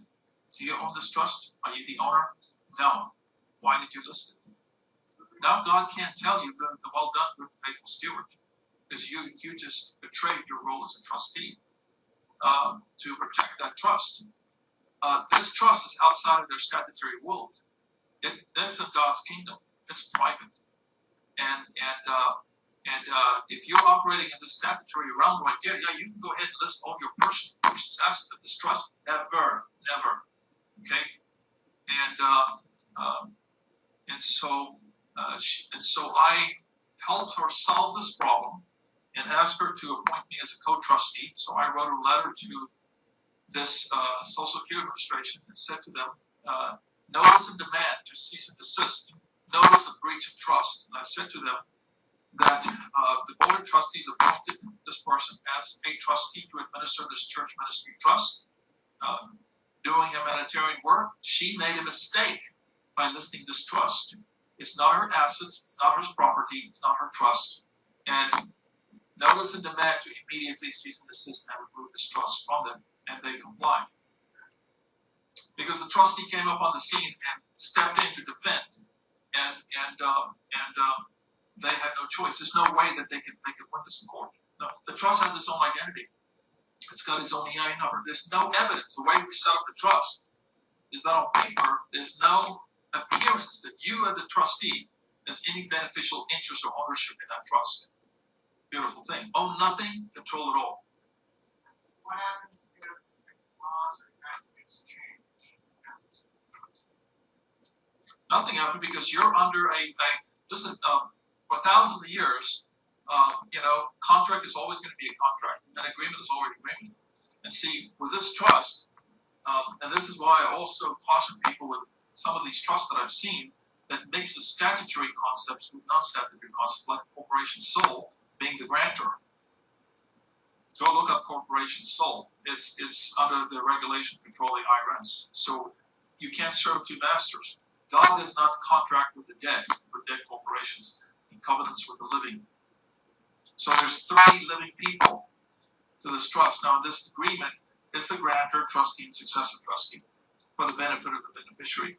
Now, who is the beneficiary? Nobody knows.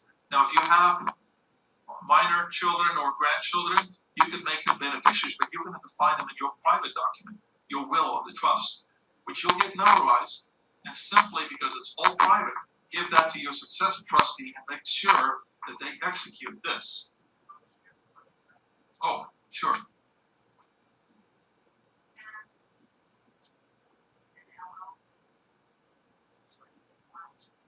Very good question. That leads me to my next slide here. And this is a typical simplified business structure to interface or integrate your business with the trust. So as a business owner, remember some LLCs are statutory regulatory entities like a restaurant. You're serving food to the public. So you have to be registered with the Secretary of State. You're going to be, and so the smart way to do this is to you don't want to own anything, including a business. So you want to go to the Secretary of State's website and modify your articles of organization to show that a trust now owns the business, not you. Because now it's going to drive these people, and everyone is suing the business. They're also going to list your name too. They're like, what's the face behind this thing? Who they won't know. And it's like the trust is like a brick wall to them. It's like that's a bubble of protection. And so again, if the trustee is going to be approached, okay, I'm sorry, Your Honor, I can't talk about it under non-disclosure. Okay, and so you put your business in trust. What I helped a guy did in Texas, they were actually suing him. They wanted to get his business. He's in the broadcast business, and he broadcasts to many of these little leagues, and he's been doing this for many years. And he draws a lot of revenue from advertisements. So somebody decided to throw a lot of money at trying to steal this guy's business. And so the first thing I said to him, Michael, well, who owns the business? Because and Michael was the owner. I said, okay, Michael, you're going to change that. So he went and gave ownership now to a trust. Remember, a trust is a person. Persons can own things. Okay. Corporations are persons too. Persons have rights. So then he went to the county and got a DBA certificate to show that the business is owned by a trust. It's just a short name. It's like a DBA. And so anybody now who writes a check into the name of the business, he would then, after the account is opened up at the bank, he would give that certificate to the bank, so the bank gets on record, on file, that this trust owns that business. So anybody writing a check in the name of the business can now be given to the trust and donated to the trust. So right off the bat, the business does not even have a bank account. The LLC has no bank account. It makes a corporate decision to take all revenue generated by this business and donate everything to your favorite charity, to God, the church ministry, the kingdom of God. And so now the trust holds everything safely, wholly separate in a non-statutory world over there. So if this ever gets started, if the LLC gets started, nothing to be taken. Go ahead, make my day. What about the taxes? Do you take it out before they go to us? Well, if the trust does not receive statutory income and it's given everything away to God, can you be taxed on zero income? No income. Remember, businesses receive income. Trust, impossible, does not receive income. No income. Trust receives gifts and donations. Can't be taxed. It's given away. 100% tax exempt, 100% legal. I just showed you guys the legal IRS recognition, right? 501c1a, 100% legal. Because this is declared as the church. And this does not have any accountability to the IRS. And never be audited. And you can have a free reign. You're only accountable to God as to how you're going to spend and receive donations. Everything comes in as donations. So then the trust can be set up to pay the bills, and if you have employees, they can pay payroll for the business on behalf of the business. It doesn't matter who pays your bills. Granny can pay your mortgage. Okay. Doesn't matter. They just care about getting their money. So the trust can pay the bills for the business. Let's talk about credit cards, because I set several people up like this where the Square and what's the other popular one? Square and Stripe credit card processing systems. Takes 5 minutes to go in there, log in, change the account number, routing number, and EIN number. Boom. Everything now, all your customers, revenue does not come in as income, it goes in as donations to the trust. Who would have ever thought of that? This is so simple. Yeah. What if the LLC went bankrupt or out of money and they weren't able to pay it and the trust owned it like this? What would happen then? The trust declaration says that no court has jurisdiction over the trust. Remember, this is God's kingdom. Can you sue God? Can you tax God? Can you? No. Too bad. It's owned by the trust owns, even though the trust owns the business. Okay. What you can do is you can decide to set up another trust. And this is why we have this, because now this trust can make a donation to that trust. So even if this gets under attack, which it wouldn't, the only way it can get under attack is if the trustee is dumb enough to allow, them to breach the trust veil. And if you have a business that's running 6 figures, 7 figures, you probably want to have a secondary trust to make a level of separation, spread the wealth. We know that most banks are 250 FDIC. Good idea. A guy in Colorado who's in the gas and oil business, billionaire, he got 4 trusts. And he said, we don't have a problem making money. Our problem is to keep our money and keep it safe from the legal pirates and from the government. So he wanted this trust for a rainy day. So he set up 4 it. His first deposit was about $250,000 in one trust. And so it's not under his name. It's not, he doesn't own it. Remember, you're just a trustee. We can remove you as a trustee anytime. You could, appoint somebody else. So you're just an administrator. That's all you are. So if this gets attacked, go ahead, subpoena the trust. Your Honor, sorry, I can't discuss the trust because it's private. It's a ministry. God, the bottom line is, I'm under non-disclosure agreement. That's how you deal with that. Yes, John. On the NLC, end of the financial year, if you have no income, it's all been donated. Do you have to declare that it's no income? Well, there's a 1040 that you're going to file for either for your personal or for the business, and like I said, this only acts as a front, so you can file on your 1040 as no income. Sure, you can file that. There's nothing. Yes.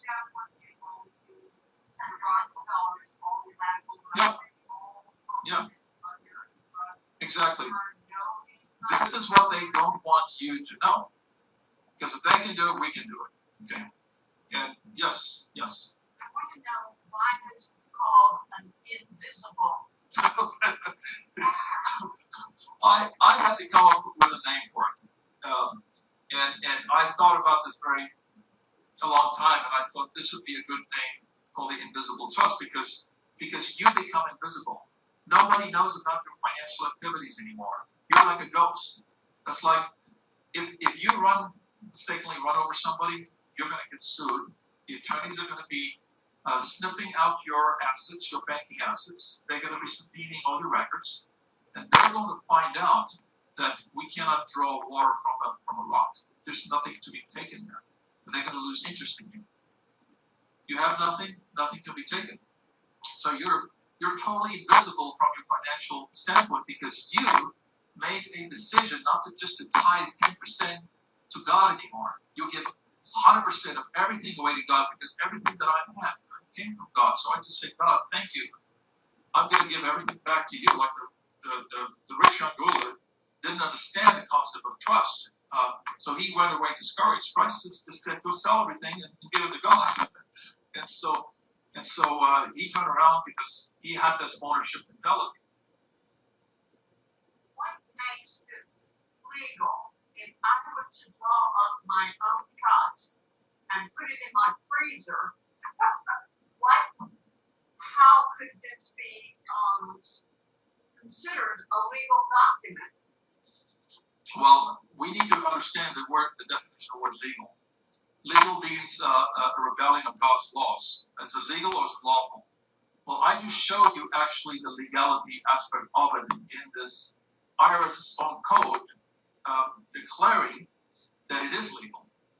That's why we went through this other document. And I think sometimes it's so new to us that it's like we've been so conditioned that we can't think, oh, how could this possibly be legal?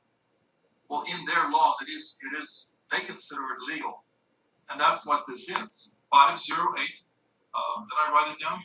We went through this. 18 USC 508C18.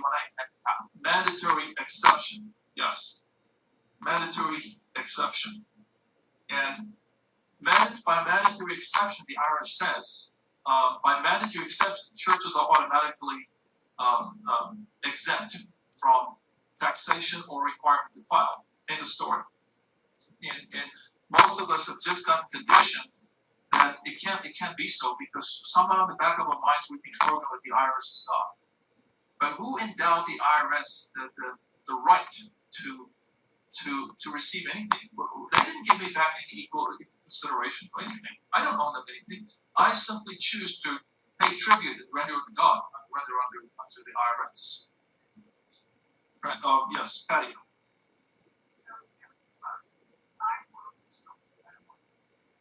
W-2. Your W-2 statutory employee.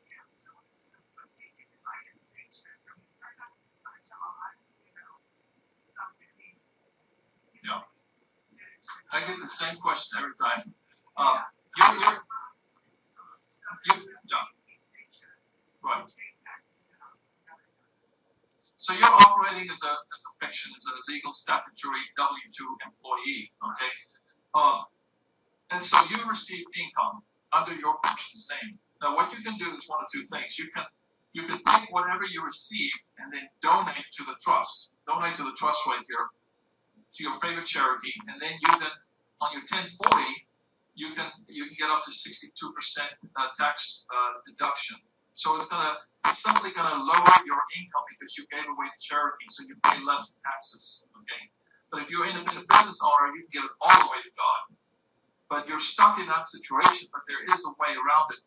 Francine, Pastor James didn't make it out here tonight, but there's a form out there called the W-8BEN, and another IRS form that allows you to get out from underneath that, removes you as a statutory employee, and where they will not take taxes out of your paycheck. Francine. No,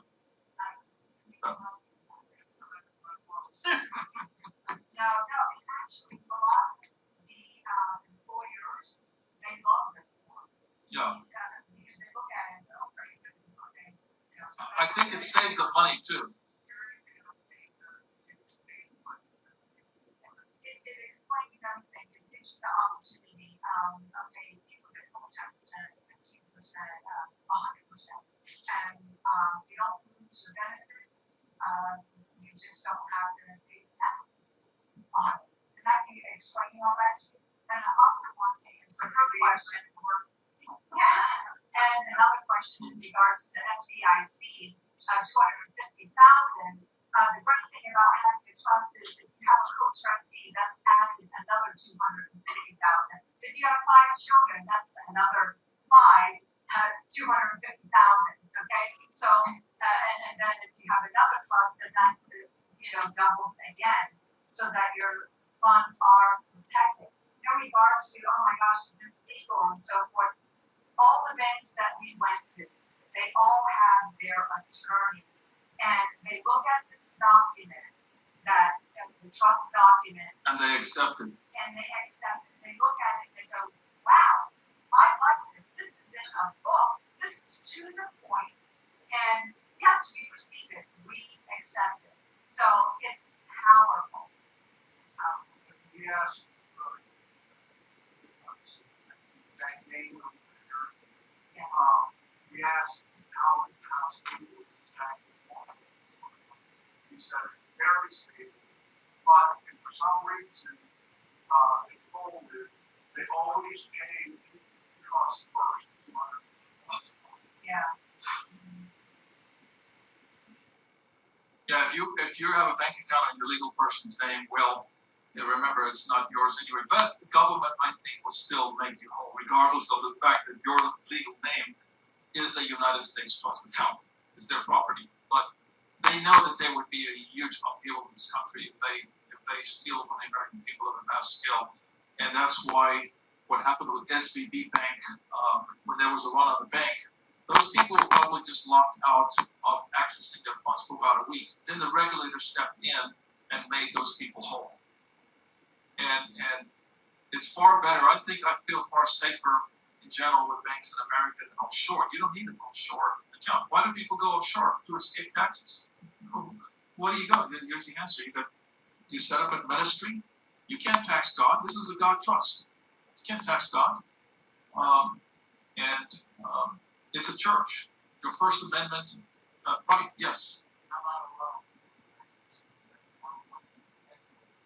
You mean the trust taken out alone? It's possible. You can do that. One of the things that you can do, guys, I get this a lot. Remember that the status of the trust has nothing to do with having an EIN number. The EIN is only used for banking purposes. Okay? And it's 100% determined by its declaration. If I say I'm a son of God, I stand in God's name. It is so because I say so. If the trust declares that it is by common law right of contract under God's common law jurisdiction, it is so. I just need to get the bank to agree to that, and we get a written agreement. Contract is law, is contract. And yes, for banking purposes, yes. But the EIN does not diminish the status of the trust. It does not degrade or bring the trust under its jurisdiction at all. Trust me, it's the declaration of the trust. Okay.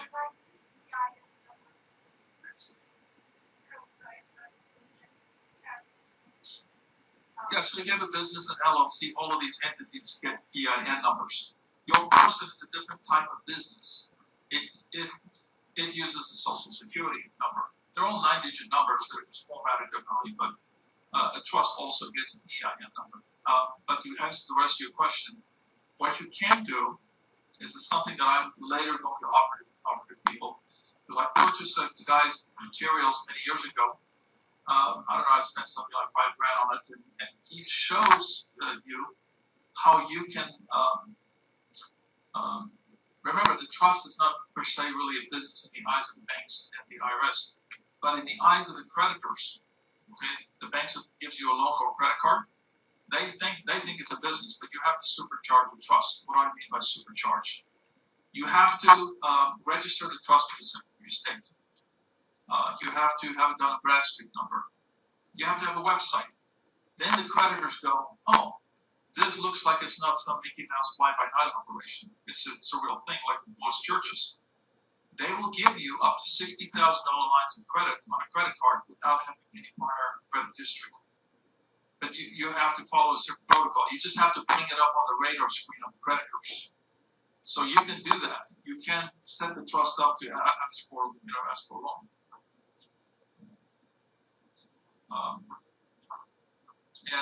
And that's why I would have one trust, banking trust, that is very active in commerce. It pays checks, it receives, pays out payroll, it receives revenue from your LLC, and then it donates to another trust, another layer of separation. Okay. I believe this cannot be pierced. The trust veil cannot be pierced. You understand your role as a trustee, but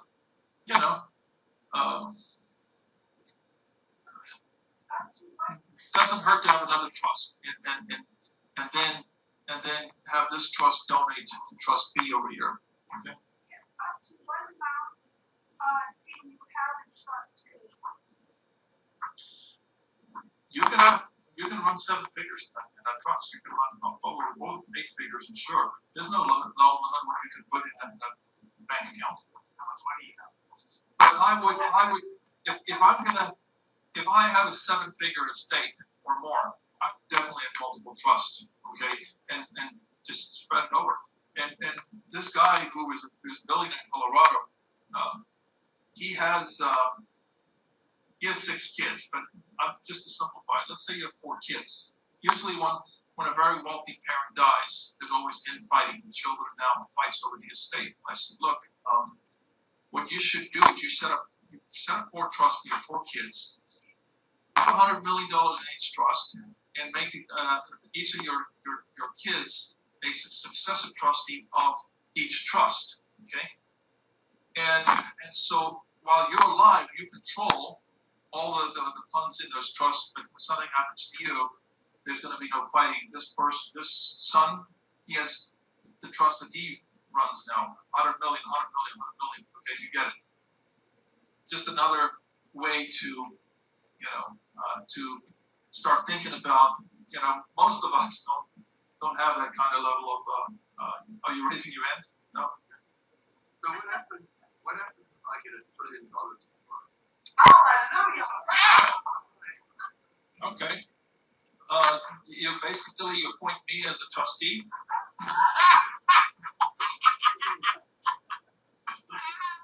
Okay.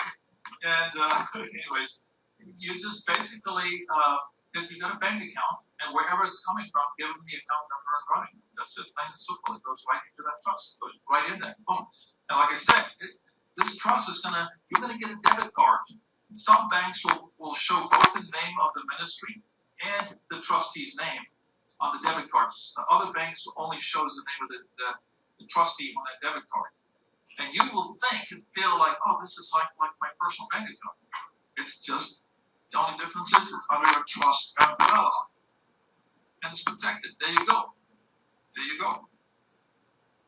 We set Tony up with one. And so nobody can get to that funds in that account. It's Tony's got a contract, right, Tony?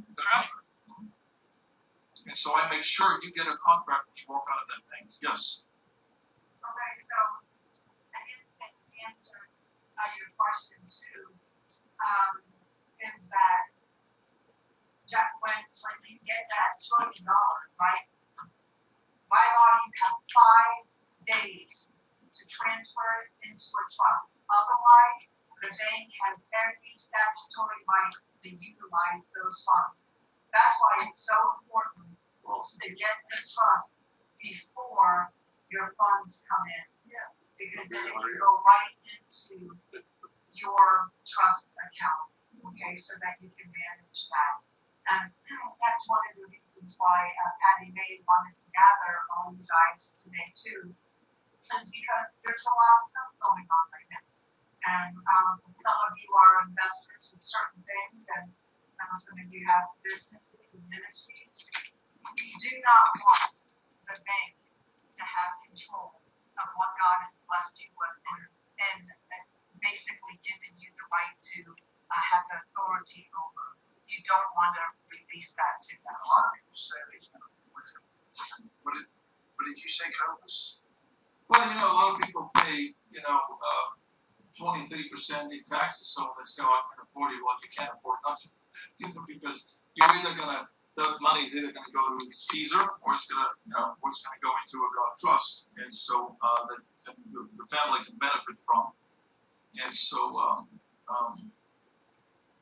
the other thing I wanted to say about this is this picture shows that this company right here is owned by the trust, and again, credit card payments, everything goes straight to the trust because it has an EIN number. If you got an Airbnb, you can do the same thing, And then, so people, I have somebody that I helped set this up that has a business. And once a month they run a special. They go, oh, this month, if you buy from us, then 100% of everything is going to our favorite charity. And she has a website set up, and Americans like to support good causes, and so you're going to be helping the children, or homeless people, or whatever your passion is. Every one of us must come up. If you come up with a name for your trust, this is another field that I'm adding now to challenge you to think about something. If the bank asks you what is this ministry all about, just be ready for it. Helping Hands Christian Ministries Trust is involved in ministering to the children of incarcerated parents or single mothers, or in America you don't have orphanages, you have what system do we have here for children? But foster care. It's a human trafficking scam, but in other countries, okay, I have a passion for Ukrainian, Russian, Georgian, all these countries on orphanages, because the way they live there in these orphanages, I just had this vision, this dream, that my goal is to be able to. If you guys ever remember this American reality show called Extreme Makeover Home Edition? Does anybody know what I'm talking about? roll back that bus or whatever. So they send these kids out on a tour somewhere, a vacation. When they come back, they have a brand new house built.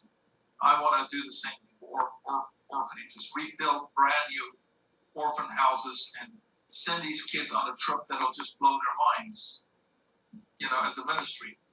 And so that's my vision. Every one of us needs to have some type of humanitarian, thing, because this way, God bless us. We're thinking of something else. This is not just about you. Okay.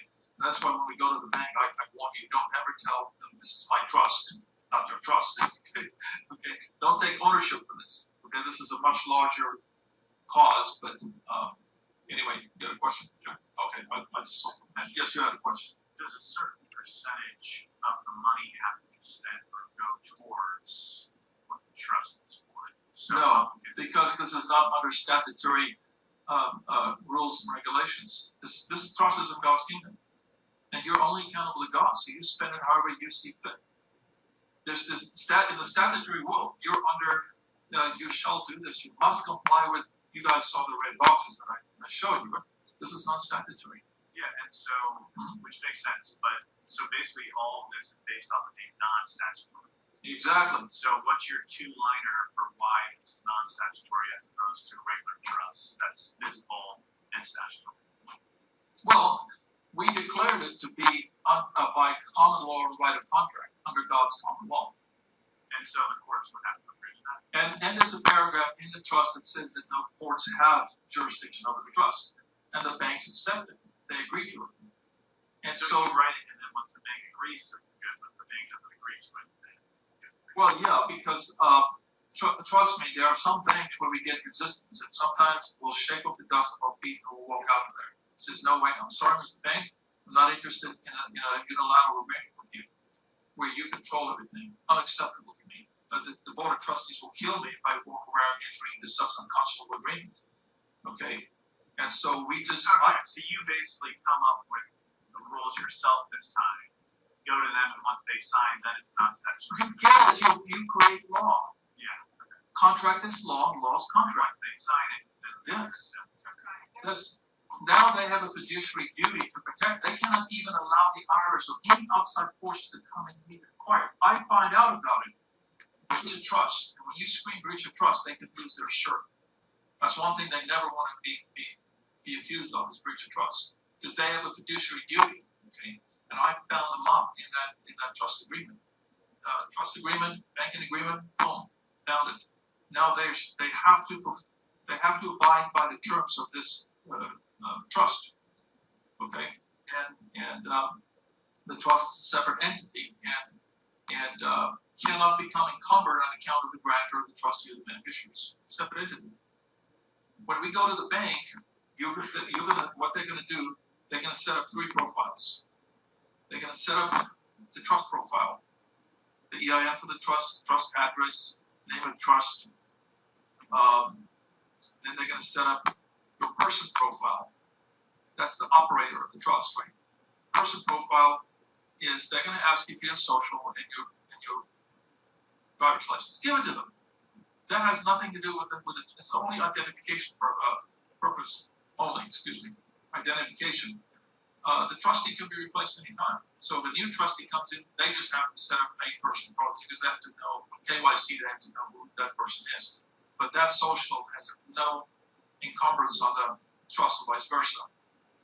And then the third thing that they set up is the account. And so, checking account or whatever, and then boom. It takes about an hour. You get your debit card, you order checks, and you're off to the races. That's it.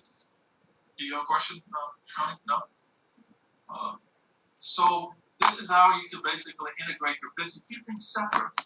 So you it's like hopping in and out of the matrix in a sense, okay?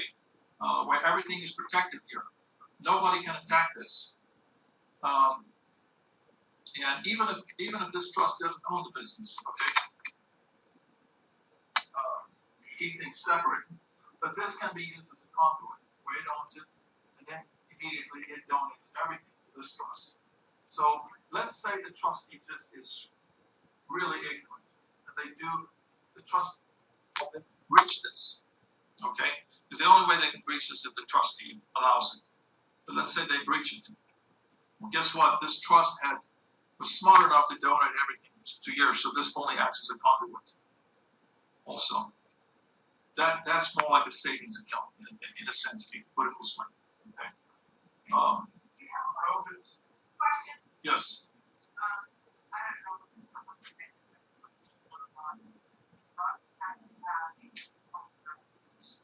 Oh yeah, very good question. Does the trust have to have a physical address?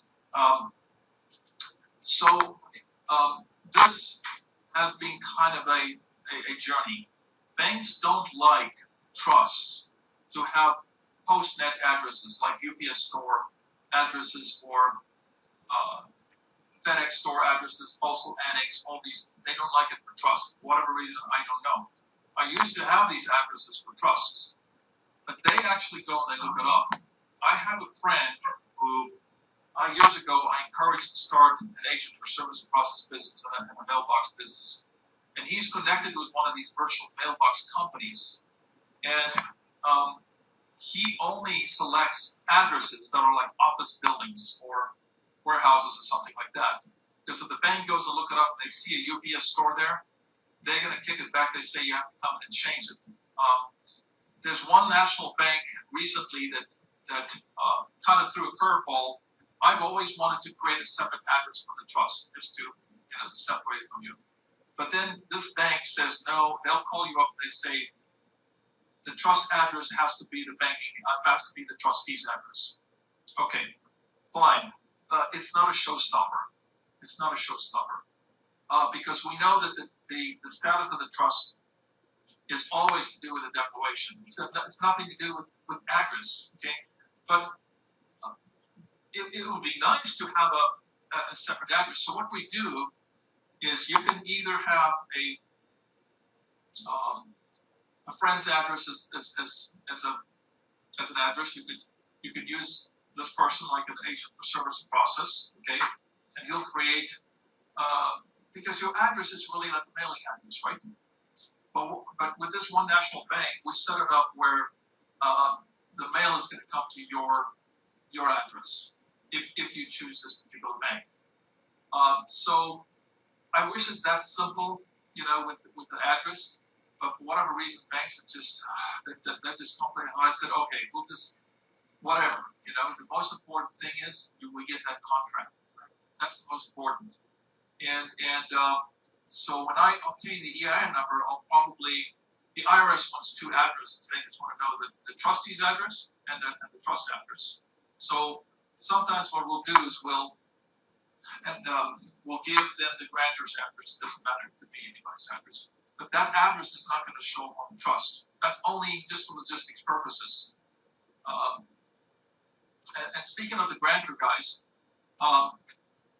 you can choose Granny to be your grantor. It could be a friend. It could be anybody. But we need the grantor social, okay, for identification only. It doesn't encumber the trust or vice versa. Now, if you've got a challenge with that, or your family, your friends don't want to give up their social, then it's okay. We got a solution.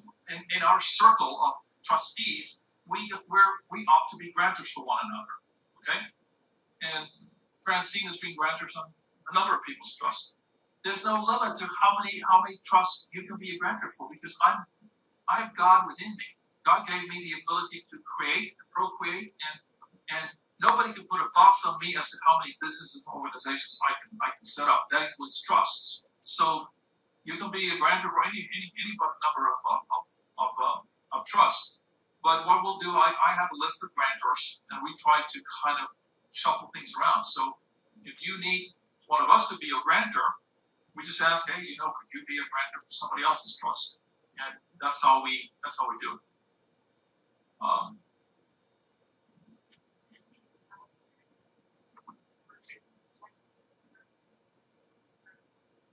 Well, you can use the trust, or like I said, in this diagram, I show how you can interface your business with the trust. Okay, so instead of to have the trust be the function of a business, you use the trust simply to pay the bills for your business. Because the purpose of a trust is to hold and protect property. And you want everything to go to this trust because nobody can touch that trust. Untouchable. So you use your business as a conduit. It's okay to set up LLCs and corporations. That's fine. But they just don't let it receive income. Give it away. Give it all away to God. So I tell these people, now you no longer tithe 10%. You now give everything away to God. And, yeah.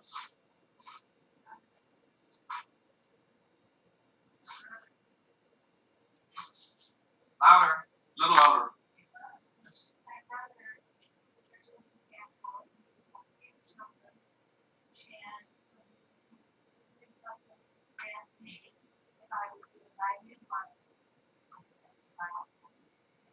That's fine. That's how we solve your problem. Yes.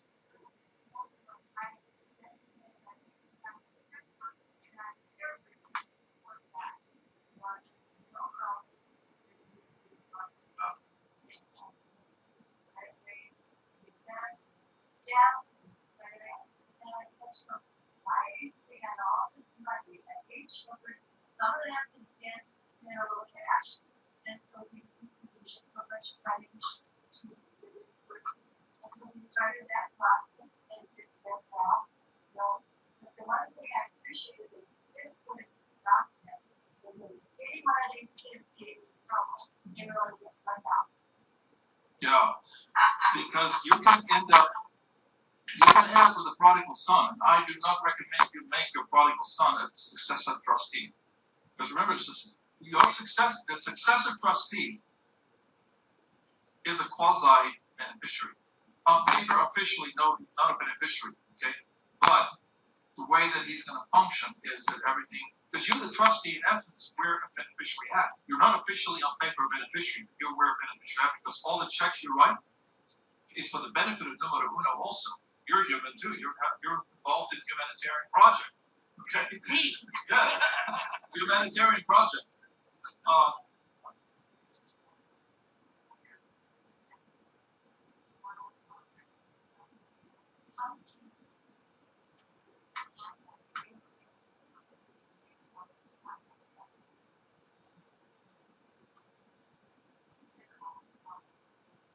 Oh yeah. And speaking of property too, so what we also do is we can now move we can quitclaim deed your house into trust. I had somebody that I helped who had a $1.5 million lien on her property.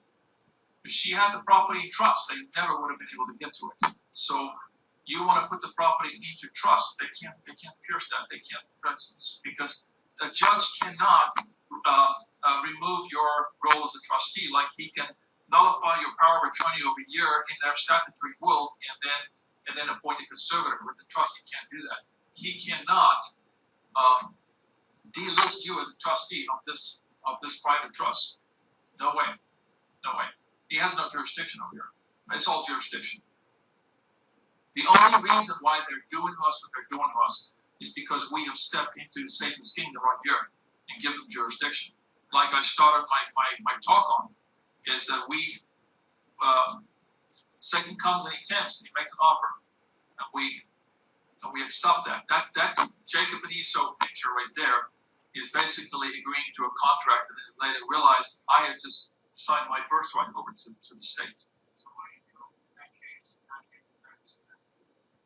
Well, first of all, to protect your assets, you get your assets as soon as possible into a trust. So what we do is I set up your first trust is your banking trust to protect your money assets.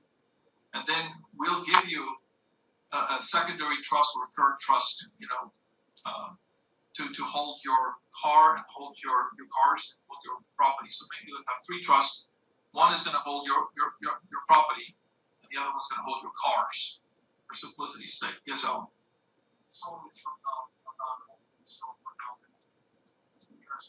How do you put your gold and silver in trust? So I know I see a beautiful artwork here too. Okay, so you're going to be listing the name of the artist. Maybe the painting has a serial number or whatever. It's got a description. Your typically when you buy gold and silver, it has serial numbers on it or a certificate. You're just going to express that in a piece of paper on the list, on a document, make an itemized list, an Excel list of all those things, okay, and then basically express that all of this property is hereby donated to Helping Hands Christian Ministries Trust, who is now the owner of this property, and then you notarize it in front of a notary. Now there's a document on file that can be brought forth if there's any question, dispute about this property. The trustee has all the power. Like I said, nobody comes to the trust but the trustee alone. End of story. The trustee has all the powers. The trustee rises up on the scene. Excuse me, these Fed agents who just raided this house, I'm the trustee. You people just took trust property. Return it right away. Yes. You know, they are now against stealing deeds, and you have some of the big crimes nowadays where these thieves are coming and stealing the deed. And you're supposed to. That's what happens when they steal. Oh, yeah. So would this then protect it at that point when these robbers were trying to steal your keys, the computer, and then they go to the township and claim that as their deed? Well, remember, a person's own things. Okay, so a trust is a person. Your legal person, when you drive, is a person.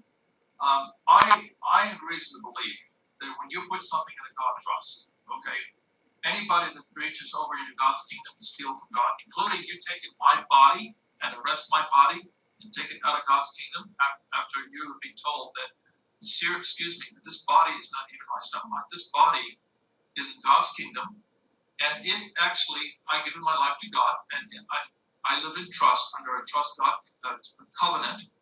And I'm the trustee over this body. I'm the owner. I'm the trustee. God owns this. I give it back to God. And if you take this, my God will destroy you. So I think that there's a divine element to this. I think there's a divine protection. I think I shared with you guys the gentleman in court, right, who called the lady judge out. And to me that paralleled my own personal first-hand experience with the courts when I expressed. And what I really realized later on, so I told them I'm on the trust of God, because I can't play bargain with you because I stand in God's kingdom. And they took note to that. Patty. All right, so we have trust. Okay, so then we have a bank account, checking account, things. Take that money, put it in the trust, and write check on the trust. Yes, absolutely. Just remember, the trust is a person. It's just called, instead of call it Patty Johnson, okay, or whatever the person's name is. You're giving it to another person. You're giving it to another person. Helping Hands Christian Ministries Trust. And you're the trustee of this account. And yeah. Yes. Yeah. You're right. You can write a check from your personal bank account to the trust. It'll probably clear in a day. Yes. Yes. It's the cheapest way. You can do a wire, but that will cost you $30. No, I know that one person that I helped with her business in one day because she was afraid the IRS was going to come take her money. She transferred about $300,000 in one day. I thought it was going to take 5 days to clear. She did a wire. She wired money from her LLC bank to her new trust account. I'm like, oh, it took 1 day to clear. 1 day, $300,000. Boom.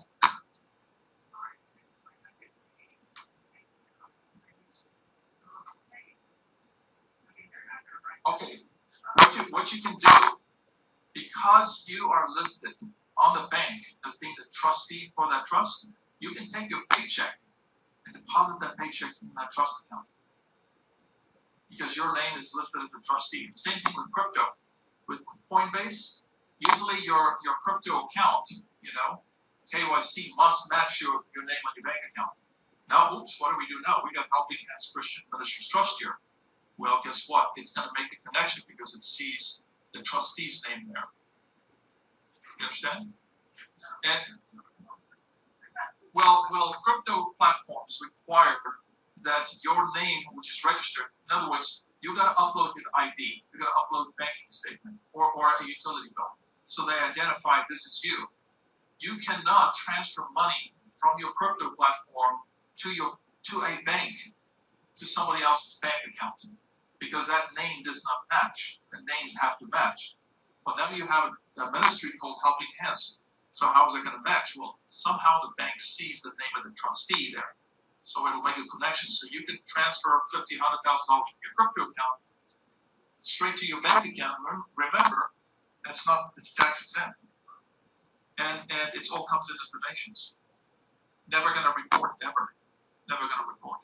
And this is the other part of the 508. I just want to show you guys real quick. So there's basically three codes. There's the 508C1A. Then there's 6033. This one has to do with filing informational returns. So the church does not have to file a return. And this one has to do with liquidation. So you can't liquidate any from it. So let's look at this, the 6033. Okay, same thing. This is the context right here. It has to do with returns and informational returns. Once again, statutory language, but there's an exception. Oh, except is provided in subparagraph 3. Let's go to subparagraph 3.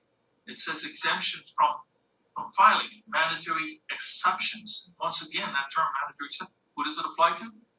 Churches. Who else does it apply to? Check this out. Subparagraph numeral 3. The exclusive religious activities of any religious order. Does that include the Church of Satan? Yeah. Does that include a new religion you just created called Booga Booga? Yeah. Because I said it's a religion. I declared it as a religion, and it has First Amendment protection. Yes. Yeah, the legal jurisprudence. Yeah, I have not. The site is very new. It will go up. But if you are you on Telegram? Any of you guys on Telegram? You guys can reach out to me, Cobus J. Okay, my Telegram ID is Cobus J. I have it back here. Let's see here. Kobus J. Right there. Yeah. Okay. Yeah, Cobus J. Cobus J right here. Yeah. Kobus J. If you do a search for me on Telegram right there, you'll find me. And I will send the document to you. Just Kobus J. Yeah, Cobus J. All one word. Okay? Yes. And I'll forward that to you. But I eventually gonna post this on the my development team. They're working on something for me right now, but they haven't posted this document yet. If you send it to my site, because I sent them 250 people, which are in Israel, England, and America, but they're interested. Okay, we can do follow up. I posted once. Tony just edits this. Yeah. He's going to send it to me.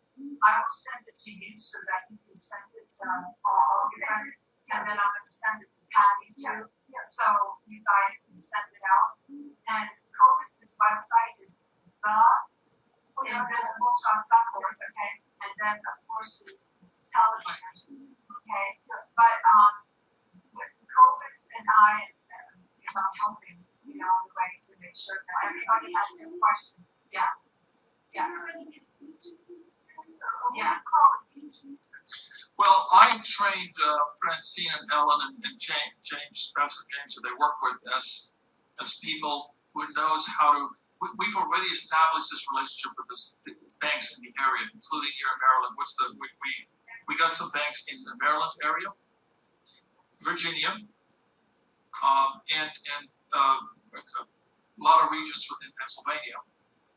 What is this, Virginia, right? Virginia? Yeah. Oh, we got a really good bank here in Chantilly. Are you far from Chantilly? Half an hour? Yeah. Yeah. I highly recommend that bank. On the recording, I don't want to make any mention of the banks, but in private, I will let you know. Okay.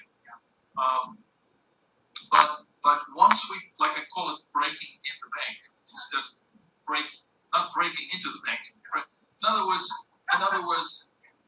we've broken through their stubbornness. We've gotten them to accept what we're doing now, and we've developed a relationship with the manager. Those are the banks we prefer to go. There's a smooth sailing. Banks like that, Francine can guide you, usher you there when I'm not around. Okay, I'm going to be in Europe this summer, but next week I'll be in the Phoenix area. I'll be coming back this way again. Yeah. Most likely the end of May. Yeah. And so we'll travel with Compass for you guys, and then we'll be back probably mid-August because we're going to have a conference and we're going to have some speaks. So the key is contact Francine to get on the list. This way, it's a little time consuming beforehand because we're going to set up an appointment with the bank. We're going to look at your region, where you are, and then we're going to go, oh, okay, well, let's go break in some banks right in this area. Okay. And then if there's other people in the future, then we can travel or meet people in the vicinity. I've got people in Florida, Orlando area, Tampa Bay area. Got somebody in Dallas, Texas, and Austin. This Loudoun County is it's a high money area, and the fastest growing in the nation still. Oh, okay. And there's a lot of old money there. There's still a lot of Christians in this area. They're now occult as in this region as well. But with the Cornerstone Chapel, we were original founding ministers with Gary Hamrick. So we have a lot of contacts still there, with this spreading the word. Yeah. And a lot of times, they need to know more about this. Because they're under a spell. That 501c3, basically 99% of churches. Exactly. And they're under another master. They got to get out from that. So we'll send you this whole meeting, okay? And then I'll have listed focuses on Telegram, so all you have to do is click, and then all the information, the websites, just click, and then what will happen is Cobus will send you a data sheet. Data sheet, yes. As well as some ministry name ideas. I'll give you guys instructions on how to come up with a good name for your trust. Like, let me pull this up so you can just see you're creating your trust name, okay? And I explained to you why you should name your trust this way. These are coin words that your trust must contain. Any of these words, pick one, okay? Which one do you like? I like the word mission, okay? Actually, somebody gave me another idea. You could probably use the word, somebody just chose the word church. Okay, well, I'm going to add. There you go, chapel. Chapel is a nice word. Exactly. And then these are some examples of how your name should look like. Okay. Christian Ministry of Light Trust. Christian Family Ministry Trust. Morning Star Christian Ministries Trust. Ambassador of Christ Mission Trust. Corinthians Christian Ministry. I will give you some ideas, okay, how to come up with your name, and then I'll approve it. Because I'll say, no, this name sounds too commercially like, okay, or you are my pleasure. My pleasure. Have a nice one. And so because it's a ministry, and remember, guys, this speaks 1,000. The name of your trust, and I forgot to mention to you that who owns this property? Are you guys the owners here? No, I am. Oh, you are, okay. Because I saw the sign out there. It's a Christian, Christian property. Okay, because when these people walk in, I heard them say, we live here. Or maybe I misunderstood. It's a chapel. Chapel, okay. But here's the thing, okay? Here's the beautiful thing. Once we quit claim deed the property into trust, I put a special footnote on the quit claim deed that defines this trust as a church trust, unincorporated church trust faith-based organization recognized by the IRS as tax-free pursuant to IRS Code 508C1A. What does that mean now? Now we've got this on the record. That lays in the groundwork and foundation to now apply for a property tax exemption. I already have it because I'm a widow. Beautiful. You already have property tax exemption? Pretty much 100% disabled veteran. Okay. As a pastor veteran. Wow. And there is absolutely ministry going on here. There's worship services going on here, Bible studies. So that cannot be disputed, because when you apply for that, they're going to ask you a questionnaire. Do you have church services? You know, every state's different. And you want to answer those correctly, otherwise maybe they'll but you just stand your ground. And what do people pay property taxes now these days? Well, for these properties up here, I'm sure it's at least $10,000 a year. Yeah. Yeah. Done. Just at KOBUSJ. Yeah, KOBUSJ, correct. That's my Telegram. Okay. You just send me a message and I will accept you there.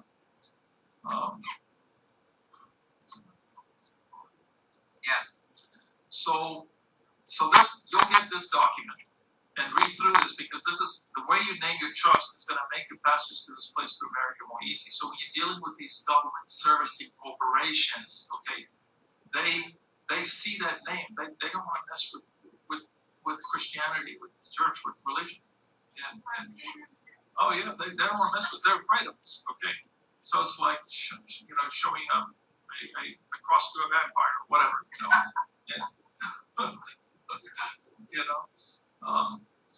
And some other instructions. But the data input sheet looks something like this. I'll just show you real quick on sort of what it looks like. So I'll send you a URL link that will open this up inside of your browser.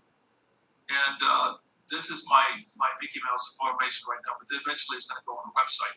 You're just going to enter in the name of the trust. You will click. You see the yellow area? If you click on this, it'll open up the link. It'll open up a PDF with instructions, and then this link will actually download the how to name your trust.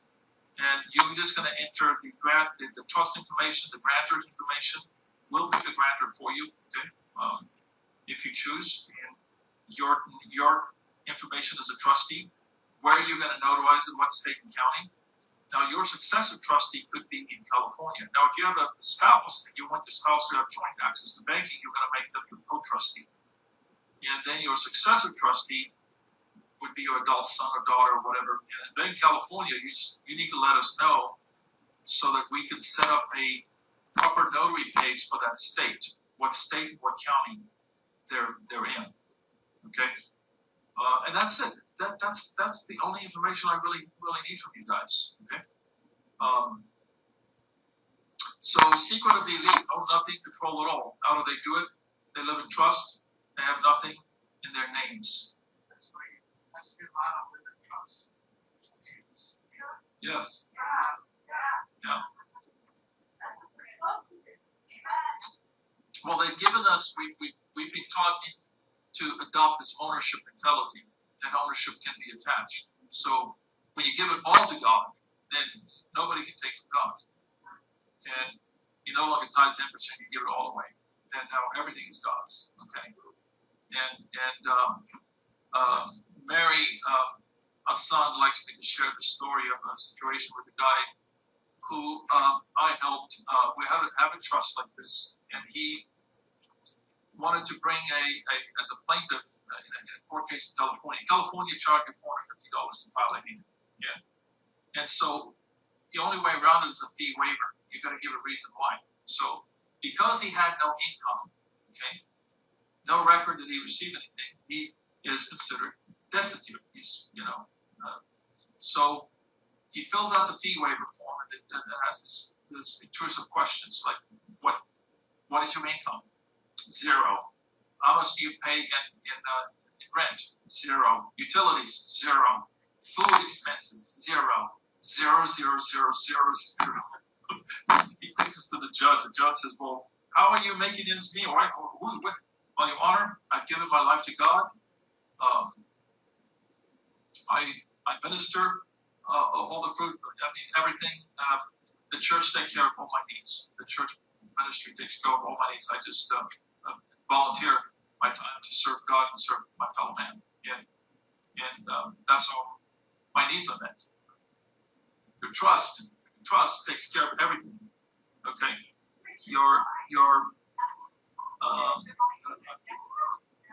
Where is that diagram? Oh, it's this diagram right here. Your trust right here. Your trust pays for everything. And so it owns everything. It pays for everything. And so when we open up a new bank account with people, our little ritual is we congratulate you for joining the less than 1/10 of 1% club. And it's called an indigent club. So now you become indigent like all of us. Okay? You have nothing. So if any one of you don't have an ego, please come and join the road less traveled and become indigent like all of us. Where everything's God's, right? Yeah.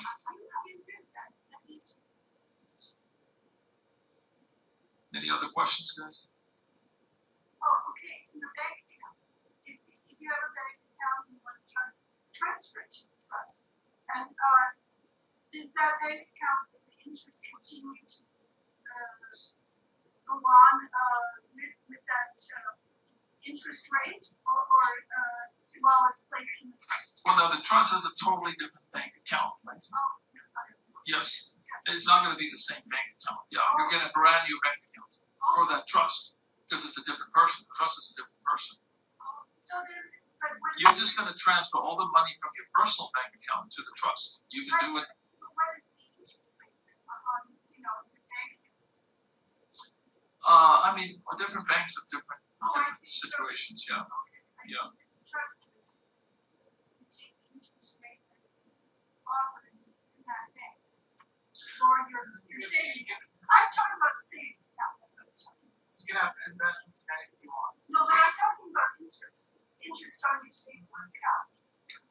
Okay. Yeah. Well, their interest is so ridiculously low. Yeah, 4% to 5%. Okay. Yeah. That's nice and higher. Okay. Actually, one bank in Ashburn is paying 5%. Yeah. So it depends on the bank. Okay. Yeah. Exactly.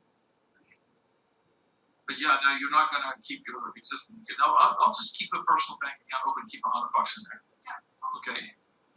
Somebody I know did just that, and what do you know? The IRS actually came and they served the bank a notice of levy, and they served them a notice that we're taking this $100 now. So it's like, oh well. But that person had thousands, tens of thousands of dollars in that account. And they moved that money out into trust. And thank God, by providence, people don't know any better. And this funds are not protected.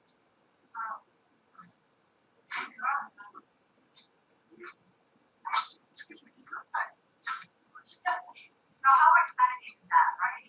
Nice. The thing you said, like looking at this back, that you're actually operating in the kingdom of God. God makes you even more, you're serving Him and not, government and IRS and all of that. But you say, you're totally being committed to God. This is a diagram that I love to share with people. This is where you're currently operating in and under the In God We Trust. All corporations, LLC, trust, your legal person name are under the In God We Trust or sub-entity of. And the invisible trust simply operates in a different jurisdiction. It's a free church. Okay. Now, it's hard for people to understand why this cannot be taxed, and this sort of explains it. That one king cannot tax another king. One king. There's two different kingdoms: God's kingdom, Satan's kingdom. Satan can't tax God. They can't cross over into this domain and tax it. That's why it's so important to express which jurisdiction this is. Jurisdiction. And so, and this is 100% satanic. You can see all of the symbolism right there and everything. Okay. When you see in Pennsylvania, in God we trust / USA, / means doing business as. Just another denotion for DBA. Okay. So one kingdom has no jurisdiction over another kingdom. And rest assured, this has never been breached ever, except for this one case where this lady trustee, bad trustee, okay, thought that she owned the trust. Well, you must have forgotten. I told her her name is Heidi. Bad, okay. I'm like, come on, time for spanking. No, big no. You know, and this just shows. Oh, just sign right here, okay. And this is how we give away. We sign our banking agreement. We don't even know what we sign. And I make sure, like I said, you don't have to worry because the trust document, the trust agreement, will redact all of their draconian terms, unconscionable terms where you lose your rights. This fixes it. It just binds the two together. And then you don't have to go pick up any trust manuals to go learn about trust law, guys. It's like, that's statutory trust, statutory law. Forget about all that. You just need to know the basics about trust and then operate your life in this. That's it. It's simple. And there's my pop quiz. 3 parties to a trust. Okay. You're going to pick. Well, none of these apply because there's only 3 people, 3 parties to a trust. So this is first grade stuff. You passed Trust Course 101. Congratulations to all of you guys.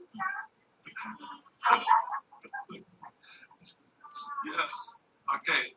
Now we're going to have a test. Okay. Grantor can never be the trustee. Trustee can never be the beneficiary. Trust must hold real assets.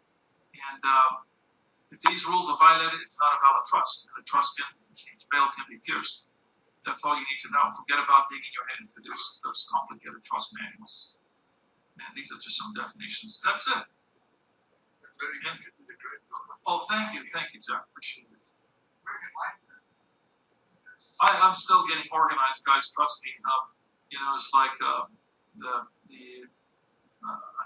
the site is fairly new. I was searching for a development team because this site, I want something custom. Now, years ago, I was a software independent database software developer. They say the shoemaker never makes his own shoes, right? Yeah. So I got some guys that are developing. So I'm still getting organized. I told Francine, I said, Francine, please hold off.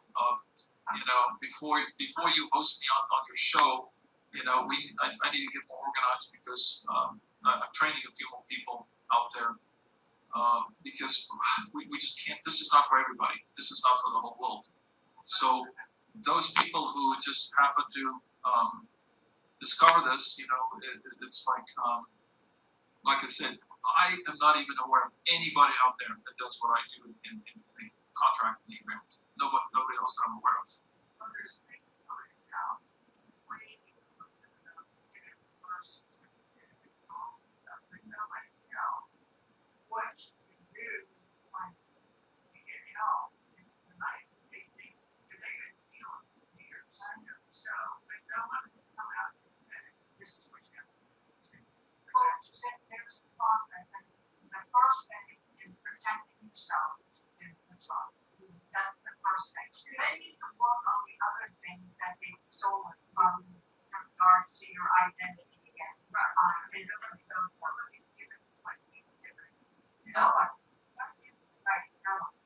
And here's another thing that's so beautiful is that with COPUS and training, Alan and Jim and I, is that we go with you. It's not, when Alan and I got that under trust and we felt like, there's something I just don't feel right about it. Thank you, Jesus, right? Yeah. But there was no instruction like, hey, I'm going to go to the bank. I'm going to sure that this is set up properly, that you are benefiting, not the bank, and so when you have that assurity that, oh my gosh, I have, it's like Jesus coming with you everywhere, and he's guiding you through the steps. You feel like, wow, okay, I'm not getting, run over by somebody in their jurisdiction. I'm being protected truly, and it was so wonderful to have focus there when we opened ours. They followed me for weeks and just observed and just learned, because there's a little bit of skill. Now, because I have developed a tenacity and just real, quick little attitude to dealing with these attorneys or these people that, they're not gonna step over me. I have my skill that I use to not take no for an answer. Okay, occasionally I'll run into a very stubborn situation where we just shake the dust off people and walk out of the bank. But most of the time, I get the bank to capitulate. And this is not something I really want to publish. I don't want to share my polls with the swine, because if the banks really understand what we're doing, right?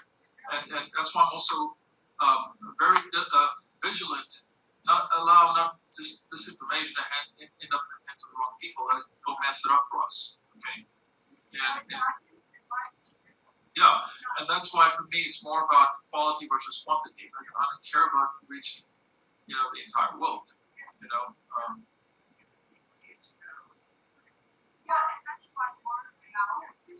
Right. Word of mouth is sharing with somebody, you all sharing with people who are helping our sphere of influence. And, instead of blasting it out there and then the wrong people that are opportunists. And God will lay it on some people's hearts.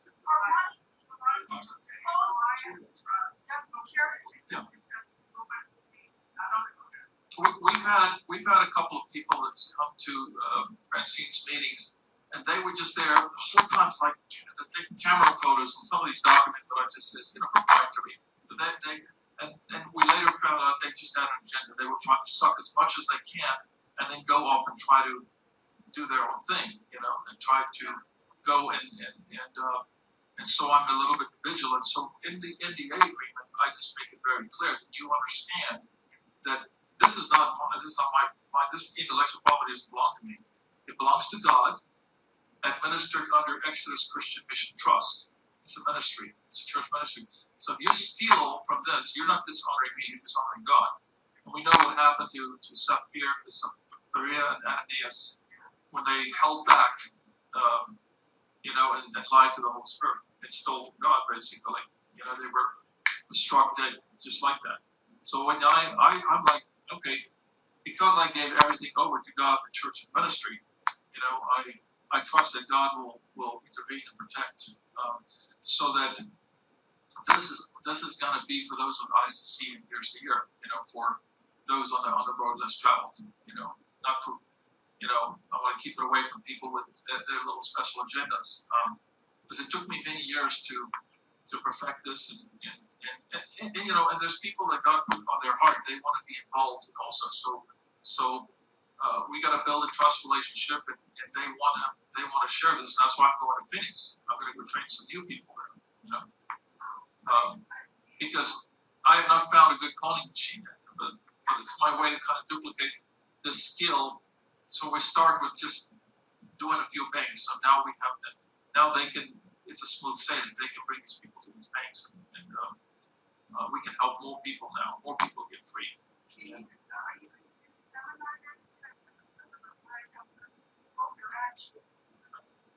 Yeah, I'm going to be doing a meeting that somebody's setting up there. They're both in the Phoenix and the Sedona area. That's where our former elders, it was so interesting. So I okay. Get to, if you want to plug them in, sure. And Sedona's great. Oh my God. Yeah, I've been there. I took a photo one time of me standing in front of a street sign, and then I photoshopped the road sign, and I said, "Welcome to the red planet Mars." This way is Mars. Venus is this way. The red planet Mars. But the person I'm going out there to help, she has a ministry too, believe it or not. She was set up with a 508c1A and incorporated. They incorporated articles of incorporation. Now, that's an oxymoron. I just showed you guys, you cannot serve two masters. You cannot incorporate a 508 because because they don't understand what 508 is. 508 means you're outside of their incorporated jurisdiction. This is the deception that's going on out there, you know. So there's definitely some disinformation agents among us, you know. And so you know, people. Oh, this is the folder. So yeah, you know. So for anybody really who has a heart to want to go and share this with others, you know, like I taught a guy in Florida. He's got a bank around these few blocks away from his house, and he can now takes an hour to take somebody to the bank. But that person we're taking to the bank, they feel comfortable. We don't have to put them under that pressure because they may pose new questions at you. The bank may, what they may do is what I did in the past when I was in Europe is I would make my phone available an hour. I would spend 2 hours training them, preparing them before they go to the bank. And then some bank, I have documented different questionnaires that different banks do. And so we go over this to make sure we prepare them because when I opened up my first account many years ago, they asked this question: is this trust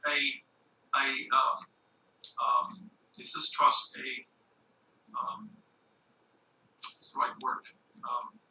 Charitable. Close. Is it a self-supporting ministry? How would you guys answer that? Well, to me, it sounded like self-supporting ministry. It sounded like it could be. Well, I answered yes. I was turned away from the bank account because there was some conflict. No. The answer is no. The trust receives donations. It receives donations. Good. Yeah. And so they'll just turn you down. So and so it's stressful people to go because yet you're walking to the unknown. Okay. And they can sense that. They can sense the fear. And I wanted to remove that. That's why I've decided I'm going to spend a considerable amount of time in the U.S. I'll go back to Europe, we'll come back here, and then we'll train a few people here who has a passion, who wants to help people, and then we'll make sure that you benefit through that situation as well. But we got to, you know, there's a trust relationship that's got to happen, and then we can help more people, you know, get free. Yes. And if you're totally protected, you know, the courts know, you know, they in court judgments, liens, levies, nothing can come against you, you know, or against the fruit of your labor. Because they're still, I know people who, one lady with the airlines, they're garnishing 80% of her wages. Her husband entered into a bad contract agreement, and they entered a judgment against him, not against her, but because they're legally married, they came after her paycheck. And she's a high six-figure income earner. We're talking about you know, high. It's like $850,000. Well, it's going to take forever to get something like that paid off. So they're taking her paycheck, you know. And those are people that were just too stubborn to listen to this. You know. What's that? There's no judgment against her. Just a judgment. It was really against her husband. But remember, when you're legally married, you entered into a contract with the state. Your legal marriage. You entered into an ungodly agreement because the state is the they actually have this. They have this service mark, trademark. This is what marriage looks like.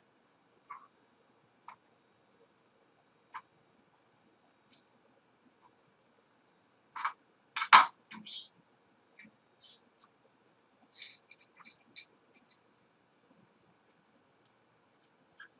This is God right here. That's the state. That's man. That's woman. You can't reach the woman because there's a dotted line right here. So God's out of limbo land. So the only way man reaches woman is through the state, and vice versa.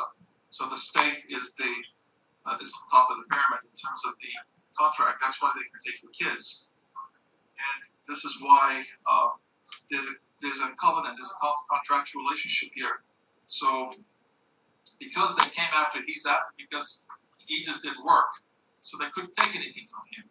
They're taking her 6-figure salary because they're legally married. And they weren't protection of the trust. They're not in the trust. No. This is a legal marriage. So when you file a legal marriage with the state, that's what it looks like. But if they had been in the trust, Yeah. No. Exactly. Or instead of a legal marriage, do a common law marriage. Common law marriage. Like just recorded in the family Bible, declared such. You don't put the state. You don't ask. We ask permission from the state. Can I marry? Once again, can I have tax exempt status? Can I marry? It's like it's already your divine right. Okay, to enter into a covenant with you between you and your spouse and God. we did that with our granddaughter. Even the covenant between God and the marriage. Beautiful, beautiful. That's the way it should be. Yes. It's all control. 1933 taxes and license. You want to go hunting, fishing, get a license. You want to get married, get a license. It's control you on what you can and cannot do. And money. And they can't force you. They can only trick you to capitulate, trick you to bow your knee to their ball. It's all a game for the mind. Okay? And that's why it's a spiritual war. And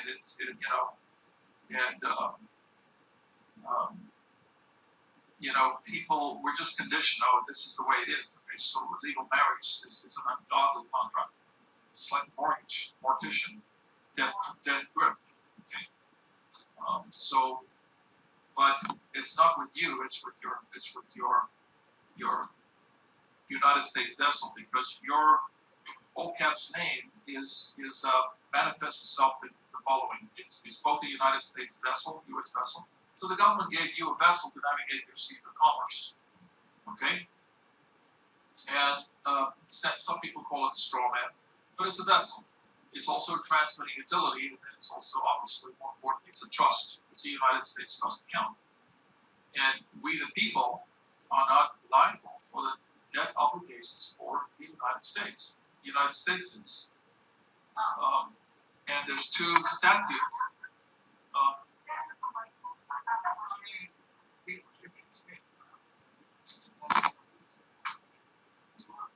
You could write this down. It's called 18 USC 8 and 31 USC 3123. I taught Francine how to say it really fast. 18 USC 8 and 31 USC 3123. Okay? Sound like an auction guy. and that makes it a statutory obligation for the United States to take care of all the debt. And in fact, they have faithfully been paying all of your debt since 1933. Really? Why are you paying the debt? Because these middleman corporations who've been sending you statements, not true bills in the mail, okay, with little coupons attached to it. Coupons means it's a bond, it's a financial instrument, trick you into sending them a check. So you, not knowing anything, you economically enslave yourself. And so these middleman corporations like the mortgage company, credit card company, your court, property tax, public utilities, they are the ones who have intercepted your revenue. They're receiving these funds from Treasury, but they're embezzling it.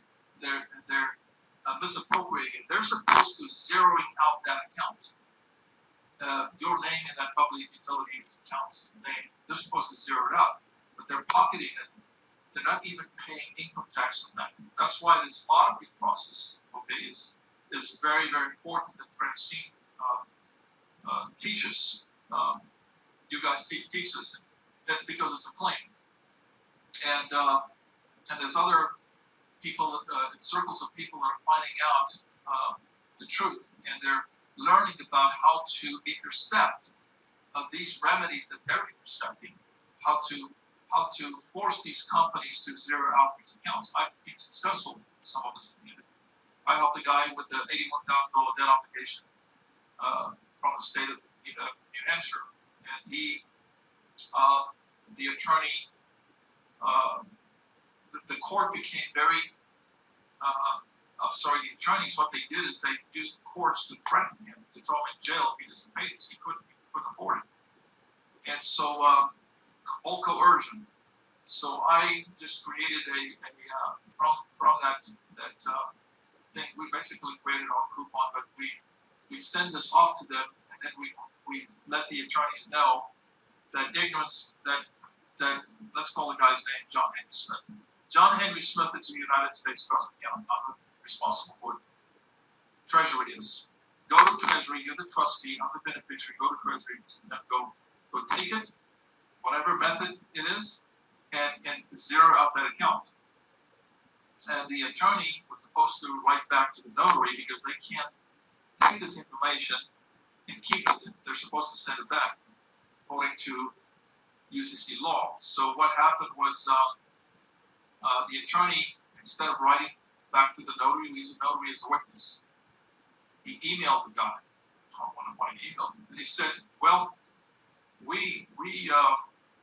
it's our legal opinion that this is not valid. That sounds like Satan, tempting.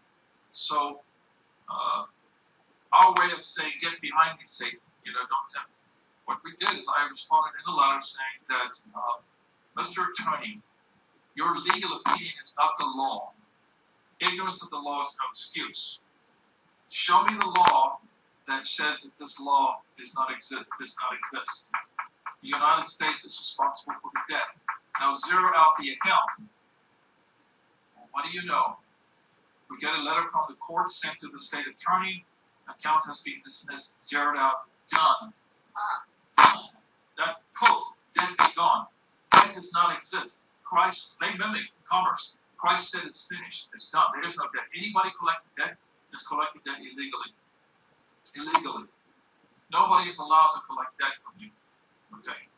Because all debt is the responsibility of the United States. You pay for the debt and the interest of the debt. And if you just stand your ground, you know the law, you just step, you know who you are. Okay? There's this character out there. Let's just call him, this is your name. And he looks like this in all caps. John Henry Smith, for example. Okay? John Henry Smith in all caps. All right, this pen is a little light, but I just picked the name, John Henry Smith, but he's in all capital letters. Okay? Look at your mail that you're getting from your public utility company, all caps. Well, let me show you guys something.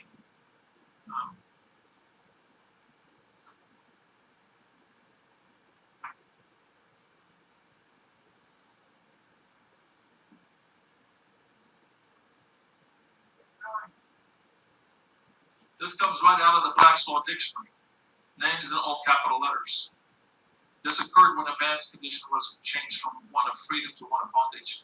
When he became a slave, swept away with all rights of citizenship. Now remember, guys, that a slave have no rights. And if you are that all capital letter God, you are their slave.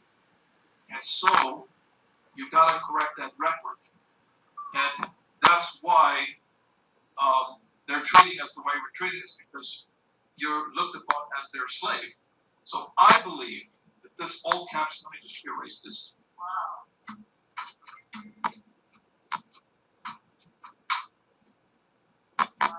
Style is everything. John Henry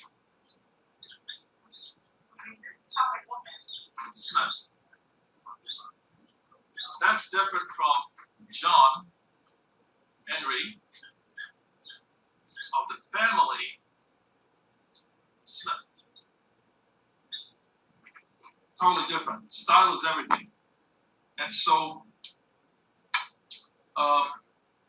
this is the sacred style. All legal dictionaries and style manuals define this as the term called dog Latin, and makes a clear distinction between names in all caps and names in proper form of names, styled in this way. Clear distinction. And we've been able to shut court cases down by asking the judge, why are you using dog Latin? Dog Latin means that it violates the grammatical rules of English. This is not English. Now, if you write in all caps, now is the time. I'm just picking up.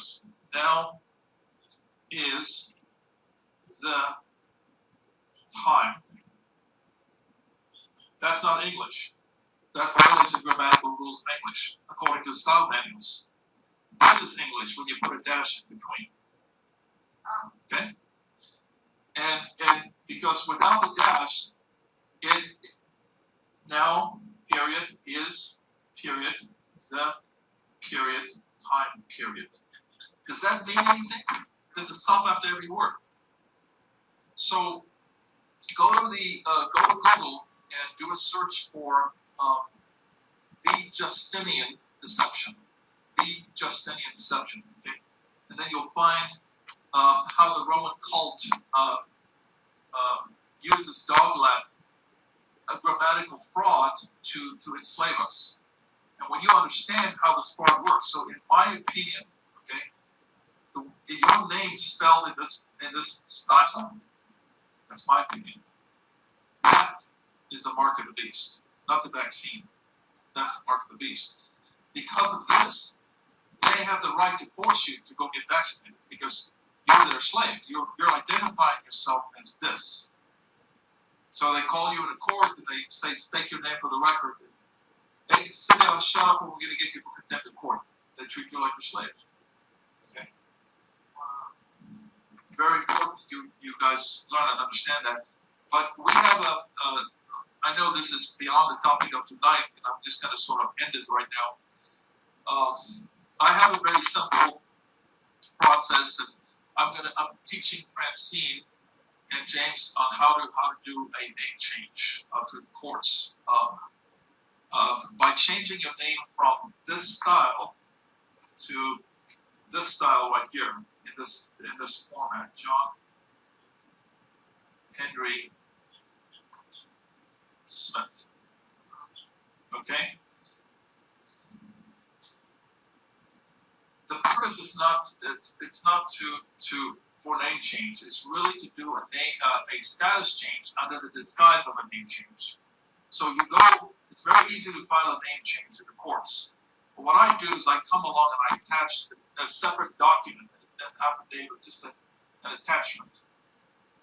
Similar to what I do with a bank, I take the trust document and I bind them together. I do the same thing because the judge is going to sign a decree. Well, he's going to sign a decree for name change. He's going to sign. And I now hereby decree that this name is changed from this to that. But I put that on this document. They're going to ask you, what's the reason for your name change? And I say, see Exhibit 1-A. Exhibit 1-A is an affidavit. This document is the document I use to correct my status. I'm not a person. I'm not a U.S. citizen. I'm not a decedent, a defendant. I'm a man standing on the land, standing on the Son of God. I stand in God's kingdom. I am under trust covenant with God. I'm not under the in God we trust. So all you're doing is you're breaking their spell over you because their spell is based on presumption and assumption. So you're now getting on the record and on file, because remember, they have on record and on file in the DISA records a birth certificate evidencing that you are their slave. You need to have something to prove that. Some record. So this is the simplest way to do this, is to get a court judgment. And now this document becomes part of this. I define this as a constructive trust, because your all caps name is a constructive trust. If you look up the definition of constructive trust, it means constructive fraud in the legal dictionary. Where is it?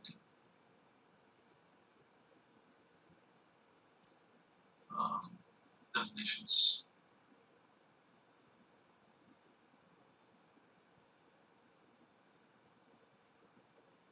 Definitions. Constructive trust.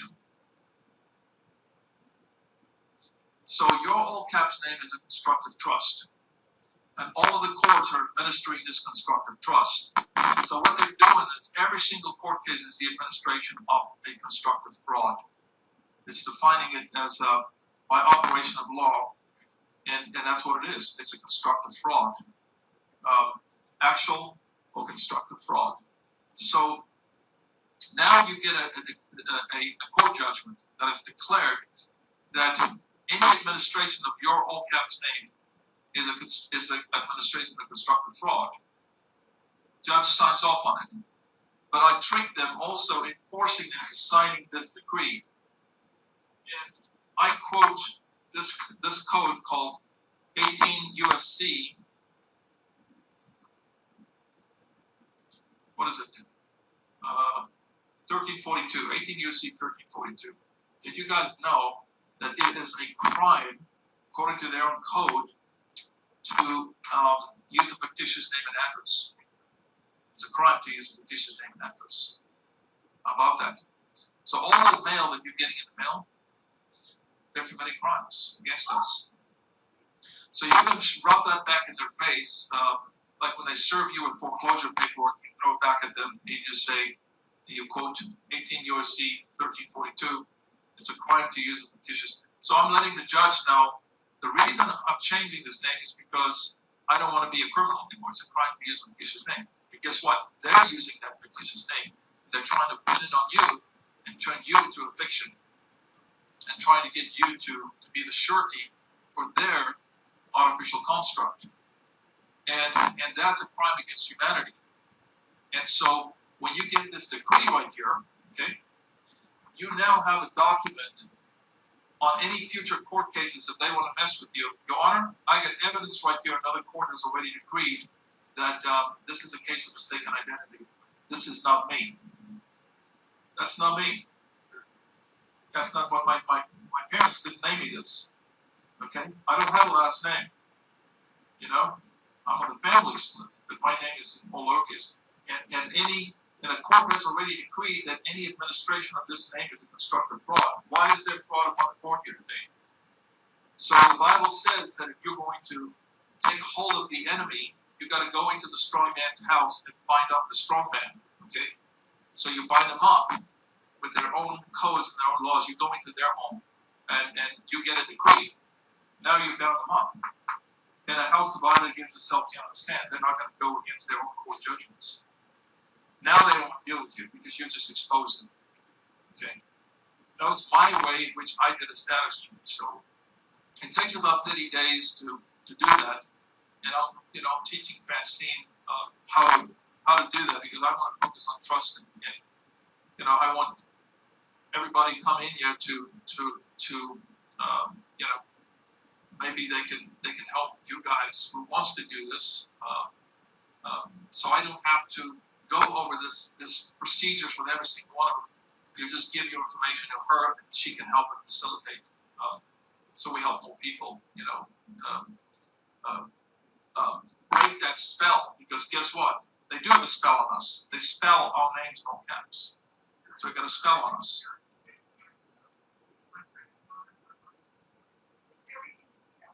No, it's not you. It's your person. It's your slave. It's your. So you need to learn how to use that trust account, which is this is a United States trust account. You need to learn how to use that to your benefit.